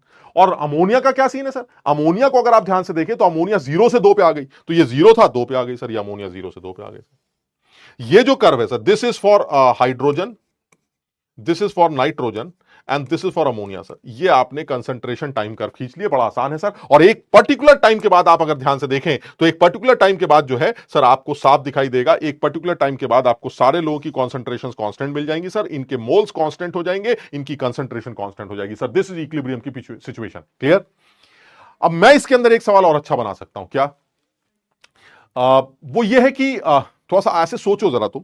अब ऐसा भी तो हो सकता है कि हमसे कोई ऑब्जेक्टिव सवाल पूछा जाए कि भाई बताइए नाइट्रोजन हाइड्रोजन अमोनिया की कॉन्सेंट्रेशंस को टाइम के साथ आप कैसे रिप्रेजेंट कर रहे हैं, ऐसे ऐसे करके। उसने 4 ऑप्शंस दिए, कर्व उसने बना के दिए, और कर्व बनाने के बाद उसने हमसे 4 ऑप्शन में टिक लगवाया। अब मान लीजिए 2 कर्व ऐसे हैं जो इस तरह के हैं, भाई कुछ तो बहुत औड़म बौड़म होते ही हैं, तुम्हें पता ही ना यार कि 4 ऑप्शंस में एक आध तो बड़े फर्जी होते हैं। तो एक ऑप्शन में उसने क्या किया कि अमोनिया को ऊपर से नीचे गिरा दिया। अरे सर अमोनिया ऊपर से नीचे कैसे गिर सकती है? अमोनिया तो शुरू में 0 थी ना सर, तो वो नीचे से ऊपर जाएगी ना सर, वो बढ़ेगी तो 0 से बढ़ेगी। सर एक कर्व में ऊपर से नीचे गिरा दिया, कहीं कुछ झंझट कर दिया। लेकिन सर 2 कर्व ऐसे थे सर जो मुझे कंफ्यूज कर रहे थे। नाइट्रोजन गिर रहा था, हाइड्रोजन गिर रहा था, और अमोनिया बढ़ रहा था, और इसी तरह से गिर रहा था सर जैसे आपने बनाया सर, 8 से 5, 3 से 2, 4 से 3 और 0 से 2। सही है सर। अब 2 को कैसे डिस्टिंग्विश करेंगे सर? उन 2 को आपस में कैसे डिस्टिंग्विश करेंगे? तो मैं सिर्फ तुम्हें यह बताना चाह रहा हूं कि थोड़ा सा इस बात का ध्यान रखना कि जो नाइट्रोजन के गिरने का कर्व होगा हाइड्रोजन के गिरने से कम ढुर्र वाला होगा। ढुर्र, याद है ढुर्र? क्यों? क्योंकि सर हाइड्रोजन के गिरने का रेट नाइट्रोजन के गिरने के रेट से 3 गुना है सर। This is 3H2। जिस रेट से नाइट्रोजन गिर रही है सर, उसके 3 गुने रेट से हाइड्रोजन गिर रही है सर। नाइट्रोजन 4 से 3 तक पहुंची, वो 8 से 5 तक पहुंच गया सर। इसका मतलब है नाइट्रोजन के गिरने का जो ढुर्र है वो हाइड्रोजन के गिरने के ढुर्र से ज्यादा है सर। सॉरी, उल्टा, हाइड्रोजन के गिरने का जो ढुर्र है वो नाइट्रोजन के गिरने के ढुर्र से ज्यादा है सर। हाइड्रोजन तेजी से गिर रही, तो हाइड्रोजन के गिरने का ये वाला जो स्लोप है ना, ये क्या कहते हैं, ये थोड़ा ज्यादा दिखाई देगा। हाइड्रोजन वाला क्या बोल रहे हैं, हाइड्रोजन के वाला ज्यादा दिखाई देगा, नाइट्रोजन वाला थोड़ा सा सीधा सीधा दिखाई देगा। मेरी तुम लोग बात समझ रहे हो कि नहीं क्या कह रहा हूं? तो थोड़ा सा इस चीज का ध्यान देना। हो सकता है सवाल में कुछ इस तरह से रिलेटेड कुछ हो तो हम ना समझ पाए वगैरह वगैरह, तो इस चीज का भी थोड़ा ध्यान देना कि भाई हाइड्रोजन ज्यादा तेजी से गिर रहा है, नाइट्रोजन धीरे धीरे गिर रहा है। तो हाइड्रोजन के डिकम्पोजिशन का जो रेट है या रिएक्टेंट का रिएक्शन का जो रेट है वो नाइट्रोजन के डिकम्पोजिशन से ज्यादा है। तो हो सकता है कि कुछ दो कर्व्स में कुछ कंफ्यूजन आ जाए, तो थोड़ा सा इस बात का भी आगे के लिए ध्यान रखना। क्लियर है ये वाली बात? और इसको आज ध्यान रखोगे तो जब हम ली चार्टली प्रिंसिपल में कुछ ग्राफ्स बनाएंगे, ली चार्टली प्रिंसिपल में ग्राफ्स बनाएंगे, तो तुम्हें वो चीज ज्यादा आसानी से समझ में आ जाएगी। तो इस चीज को थोड़ा सा दिमाग में रखना कि सर ये जो स्टोइचियोमेट्रिक कोफिशिएंट्स है सर, ये भी हमारे रेट को गवर्न करते हैं सर। हमारे रेट को गवर्न करते हैं कि हम किस स्पीड से दूसरे के रेस्पेक्ट में गिर रहे हैं। भाई हमारे खर्च होने का रेट तो -dN2/dt है सर, इसके खर्च होने का भी रेट -dH2/dt है, लेकिन इनके रेट्स को अगर आपस में रिलेट किया जाता है तो ये 3 और 4 का स्टोइचियोमेट्रिक कोफिशिएंट का टर्म आता है सर। तो इनके रेट्स को अगर आपस में कंपेयर करेंगे तब तो फर्क पड़ेगा सर, और वो हमें पता ही है सर। हाइड्रोजन के डिकम्पोजिशन का रेट जो है या डिसअपियरेंस का रेट नाइट्रोजन के डिसअपियरेंस रेट से 3 गुना है सर। हाइड्रोजन 3 गुना तेजी से गिर रहा है सर। बिल्कुल क्लियर, समझ में आ गया? सबको क्लियर है? ये आगे बढ़े। ये कर्व मैंने अलग से बना भी रखा है, आप इसको इसी तरह से देख भी सकते हैं, और जैसा भी मैंने बनाया। ये एक सवाल और है, इस सवाल को तुम्हें करने के लिए दे देते हैं। इसका भी तुम प्लॉट करोगे। आंसर मैंने इसका बना रखा है, आप अपने आंसर को इससे मैच कर सकते हैं। क्लियर है? समझ में आ गया? चलिए सर, अब दूसरी बात पर आते हैं। दूसरी बात क्या है? दूसरी बात, मान लीजिए एक सवाल और ले लेते हैं। बड़ा खूबसूरत सवाल, आसान सा सवाल, बढ़िया सवाल। The progress of reaction. अब तुम देख रहे हो ये सारे जो ग्राफ्स हैं या कुछ है, ये मैं प्रिंट करवा सकता हूं, मतलब समझो मैं टाइप करवा सकता हूं, अपने डीटीपी ऑपरेटर से बनवा सकता हूं, लेकिन ये सब कुछ मैंने खुद बनाया है, सिर्फ इसलिए कि मुझे ये जो कर्व मैं बनाता हूं तो मैं समझूं कि यार ये कर्व इसी तरह से क्यों चल रहा है, या इसका स्लोप, इसका ढुर्र फुर्र ज्यादा क्यों है। समझ बात को? तो वो चीजें थोड़ा सा ना कॉन्फिडेंस देती कि यार नहीं नहीं सही है, सब सही चल रहा है। बच्चा ने अगर उसी तरह से पढ़ रखा है जैसे पढ़ाया गया है, तो उसको ये सब चीजें अपने आप रिलेट करेगा वो इन बातों। तो ये देखिए, सब कर्व हम खुद बना रहे हैं और तुम्हारे लिए तुम्हें दे रहे हैं बनाकर। सवाल ये है कि with time in is represented in figure, determine the value of N. यानी हमें ये रिएक्शन दे रखी है, टाइम के साथ इसका कर्व बनाया गया कंसंट्रेशन का ए और बी की, हमसे एन की वैल्यू पूछी गई है, और एन हमारा ये, दिस इज एन। तो मैंने कहा देखिए ऐसा है, मुझे जो है वो सीधी सी बात दिखाई दे रही है, बहुत ज्यादा झंझट नहीं है, कि अगर एक रिएक्शन, एक कर्व बना के दिया जाए जिसमें जो ए है वो बी में कन्वर्ट हो रहा है इस इक्वेशन के तहत, तो अगर वो इस इक्वेशन के तहत बी में कन्वर्ट हो रहा है तो एन की वैल्यू क्या निकल के आएगी, इस डायग्राम को देखकर हमें प्रिडिक्ट करना। अब इसमें देखो थोड़ा सा अकल लगाएं तो मुझे ऐसा लगता है कि रिएक्शन कुछ कुछ वैसी है जैसे अभी हम लिख रहे थे, ए और एन बी का इक्विलिब्रियम है। चलिए बहुत बढ़िया है। T इज इक्वल टू 0 की सिचुएशन बताइए क्या है सर? तो T इज इक्वल टू 0 पर जो हमारा A है वो 0.6 है सर। जो A है हमारा वो 0.6 जैसा कि कर्व दिखाता है, और B की value T is equal to 0 पर सर ये 0 है। तो T इज इक्वल टू 0 पर B की वैल्यू 0 है। चलिए बहुत बढ़िया सर। तो थोड़ी देर बाद क्या होगा सर? थोड़ी देर बाद जो है ये T इज इक्वल टू, मान लीजिए इक्विलिब्रियम की बात करें, तो जब इक्विलिब्रियम आ जाएगा, उस इक्विलिब्रियम की सिचुएशन क्या है सर? इक्विलिब्रियम की सिचुएशन ये है कि ए की जो कॉन्सेंट्रेशन है वो गिरते गिरते गिरते 0.3 तक पहुंच जाएगी, और बी की कॉन्सेंट्रेशन बढ़ते बढ़ते, क्योंकि ये वो पॉइंट है जिस पॉइंट पर ये कंसंट्रेशन सब कांस्टेंट हो चुकी, आप समझ रहे हैं? ये कॉन्सेंट्रेशन जो है ये कांस्टेंट हो चुकी, यानी ए की कॉन्सेंट्रेशन जो है वो गिरते गिरते जो है वो 0.3 तक पहुंच जाएगी, और बी की कॉन्सेंट्रेशन बढ़ते बढ़ते 0.6 तक पहुंच जाएगी। एक तरीका ये सोचने का है। दूसरा तरीका क्या है सर? दूसरा तरीका ये भी है कि मान लीजिए कि ये आदमी 0.6 से घटकर x घट जाए और ये आदमी nx बन जाए। बताओ समझे बात को? ये वाली बात समझ में आई सर? अगर इसका 1 मोल घटता है तो इसके n मोल्स बनते हैं, अगर इसका x मोल घटेंगे तो इसके nx मोल बनेंगे। तो एक सिचुएशन तुम्हें ऐसी नहीं लगती कि एक पॉइंट ऐसा भी है जिस पॉइंट पर ये दोनों वैल्यूज आपस में बराबर हैं सर, इन दोनों की कॉन्सेंट्रेशन आपस में बराबर है और वो बराबर वैल्यू कितनी है, 0.4 के बराबर। हाँ सर, ये दोनों किसी ना किसी पॉइंट पर बराबर भी हो रही हैं और वो बराबर वैल्यू 0.4 के बराबर भी हो रही है, ये भी बात सही है। और दूसरा ये भी कह सकते हैं हम कहने के लिए कि सर इस ए की जो कॉन्सेंट्रेशन है वो गिरते गिरते गिरते इक्विलिब्रियम पर 0.3 के बराबर आ जाए। हाँ ये भी सही है सर, ये भी दिखाई देता है। तो सर ये तो बड़ा आसान हो गया ना सर, 0.6 माइनस एक्स जो है वो गिरते गिरते 0.3 तक आ जाए तो उससे x की वैल्यू तो 0.3 आ जाएगी सर। और b के लिए आप कह रहे हैं कि b बढ़ते बढ़ते 0.6 तक चला जाए, यानी nx की वैल्यू 0.6 तक चली जाए। तो nx की वैल्यू अगर 0.6 तक चली गई, जिसमें x आप ऑलरेडी निकाल चुके हैं, तो n की वैल्यू 0.6 बाई x होगी, दैट इज 0.6 बाई 0.3। तो सर इसको सॉल्व करके तो n की वैल्यू 2 आ जाएगी सर। यानी कहने का मतलब ये हुआ, ग्राफिकली चीजों को अगर ऑब्जर्व करते हैं, ये कर्व थोड़ा सा और खूबसूरत बनाया जा सकता है, हालांकि फिर वही है कि बहुत अच्छा तो हम नहीं बना पाते, लेकिन ये कुछ ऐसे समझ बात को, ये कांस्टेंट हो गया, मतलब हमें ये समझ में आ गया कि the value which is constant at particular temperature, the constant A concentration is finally, the B concentration is finally 0.6। समझ रहे बात को। और ए की कॉन्सेंट्रेशन फाइनली कांस्टेंट कितनी हो गई, 0.3, यानी 0.6 से 0.3 हो गए और तुम 0 से 0.6 हो गए। तो सर एक 0.6 से 0.6 माइनस एक्स को वैल्यू 0.3 से इक्वेट कर दी सर, उससे एक्स आ गया, और एनएक्स की वैल्यू को 0.6 से इक्वेट करके एक्स की वैल्यू पुट करने के बाद एन की वैल्यू 2 निकाली।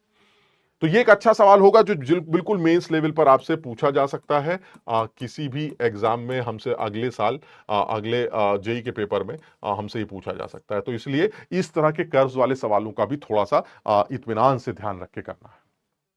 क्लियर है, यहां तक समझ में आ गया? ठीक है, तो ये एक बेसिक इंफॉर्मेशन है इक्विलिब्रियम को लेकर। अब आते हैं नेक्स्ट पॉइंट पर। नेक्स्ट पॉइंट है, हम इक्विलिब्रियम कांस्टेंट्स को कैसे डिफाइन करते हैं सर। तो सबसे पहले तो हम इसको ना लिखकर हम अपने मन से लिखते हैं कि अगर मैं इक्विलिब्रियम कांस्टेंट्स को डिफाइन या लिखता कैसा हूं, अब इसके बारे में बात करता हूं मैं। तो देखो, हम थोड़ा सा कर भी चुके हैं केमिकल काइनेटिक्स के अंदर, इसी को थोड़ा सा समझने की कोशिश करते हैं। सिर्फ एक लॉ, हालांकि मुझे कहीं से भी इंपॉर्टेंट नहीं लगता, लेकिन क्योंकि किताब में कहीं लिखा मिल जाए तो तुम्हें समझ में आना चाहिए। एक लॉ है लॉ ऑफ मास एक्शन, बहुत फर्जी सा ही लॉ है, लॉ ऑफ मास एक्शन। ये कहते हैं कि अगर मान लीजिए मेरे पास कोई इक्विलिब्रियम हो, A plus 2B gas is in equilibrium with suppose C gas plus D gas, मान लीजिए मेरे पास ये इक्विलिब्रियम।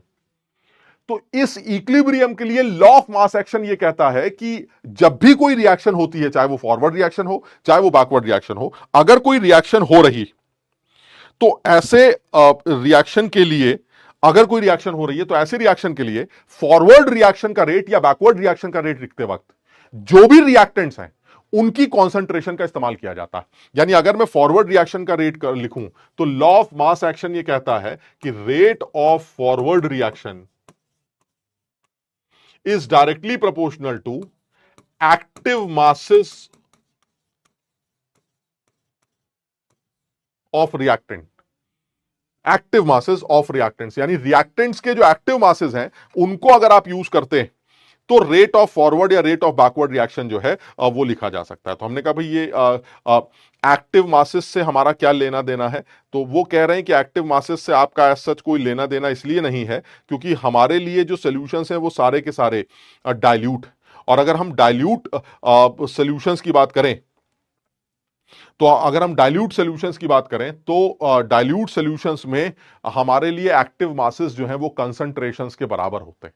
यानी रेट ऑफ फॉरवर्ड रिएक्शन वो एक्टिव मास की power स्टोइशियोमेट्रिक coefficient, स्टोइशियोमेट्रिक coefficient.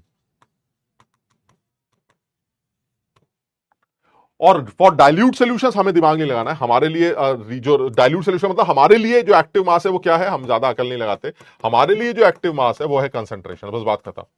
Active mass हमारे लिए concentration.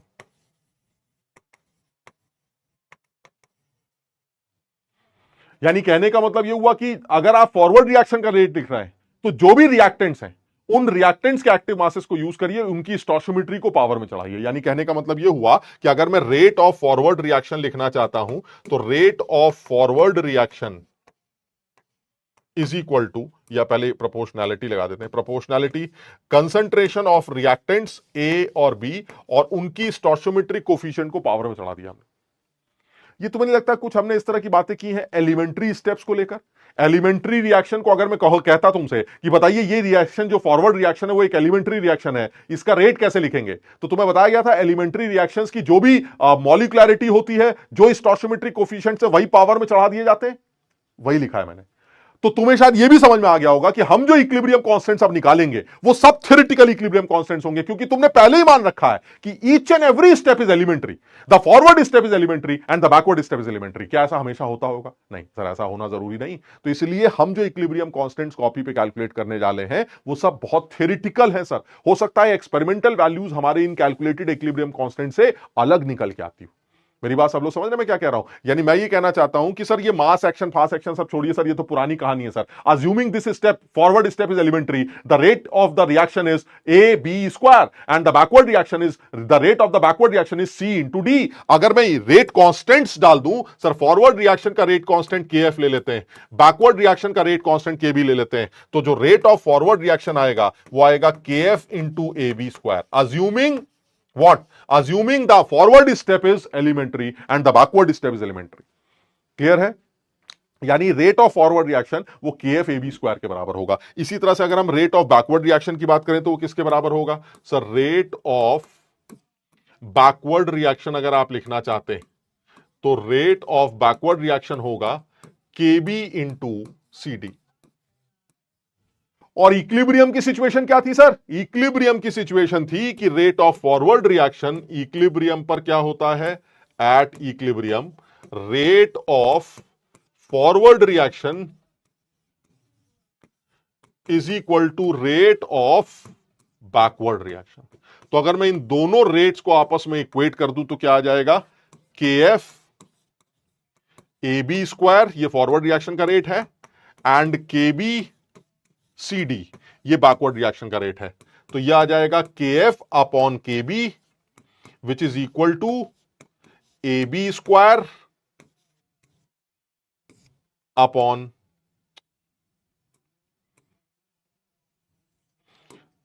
C D upon A B square. Now this is a forward rate constant, this is backward rate constant, they both are constants, और ये दोनों मिलकर एक नया एक कांस्टेंट जिसको कैपिटल के कहते हैं, and this is equilibrium constant sir. किसी इक्विलिब्रियम के इक्विलिब्रियम कांस्टेंट को डिफाइन करने का एक तरीका है सर। प्रोडक्ट्स की कॉन्सेंट्रेशंस को यूज करिए, उनकी कॉन्सेंट्रेशंस को उनकी स्टोइचियोमेट्रिक कोफिशिएंट्स के साथ रखिए सर। रिएक्टेंट्स की कॉन्सेंट्रेशंस को यूज करिए, उनकी स्टोइचियोमेट्री के साथ रखिए सर। दोनों को डिवाइड करके आप किसी भी इक्विलिब्रियम का इक्विलिब्रियम कांस्टेंट कैलकुलेट कर सकते हैं। This is simple equilibrium constant sir. इसे इक्विलिब्रियम कांस्टेंट का नाम दिया जाता है। अगर ये इक्विलिब्रियम कांस्टेंट इस तरह से डिफाइन किया गया है कि राइट हैंड साइड के एक्सप्रेशन में सिर्फ कॉन्सेंट्रेशंस के टर्म्स हैं तो सर वो केसी बोला जाएगा, और अगर वो कॉन्सेंट्रेशंस की जगह प्रेशर्स के टर्म्स हैं तो उसको केपी बोला जाएगा, जिसके बारे में हम कल डिस्कशन करेंगे। समझो, यानी हम तुम्हें सिर्फ ये बताना चाह रहे थे कि इक्विलिब्रियम की जो सिचुएशन है वो सिचुएशन है क्या। इक्विलिब्रियम की सिचुएशन एक ऐसी सिचुएशन है जिसमें हमारा फॉरवर्ड और या बैकवर्ड रिएक्शंस के रेट्स बराबर हो जाते हैं और रिएक्टेंट प्रोडक्ट्स की कॉन्सेंट्रेशंस कांस्टेंट हो जाती हैं। हमारे लिए इंपॉर्टेंट क्या था सर? हमें एक तो सर थोड़ा सा ग्राफिकली समझ में आना चाहिए कि सर ये इक्विलिब्रियम की सिचुएशंस को कैसे कैसे पूछ सकते हैं, क्योंकि एग्जाम में हमसे पूछा जाता है। और सर दूसरा, हमको थोड़ा सा इस बारे में भी आइडिया होना चाहिए कि सर अगर इक्विलिब्रियम डिफाइन कर दिया गया है तो उसके इक्विलिब्रियम कांस्टेंट्स का क्या मतलब। तो मेरे लिए जो इक्विलिब्रियम कांस्टेंट्स हमारे सिलेबस में आते हैं, एक केसी और एक KP. What is KC, what is KP, जिसके बारे में थोड़ा सा कल हम और डिटेल में डिस्कशन करेंगे, और कल ही फैक्टर्स अफेक्टिंग इक्विलिब्रियम कांस्टेंट्स के बारे में बात करेंगे, और साथ ही साथ हम टाइप्स ऑफ केमिकल इक्विलिब्रियम्स की बात करेंगे, जिसमें होमोजीनियस, हेटेरोजीनियस। तो ये चैप्टर बहुत बड़ा चैप्टर नहीं है यार। केमिकल इक्विलिब्रियम मेरे हिसाब से मैं कोशिश करके इसको जल्दी खत्म करने की कोशिश करूंगा।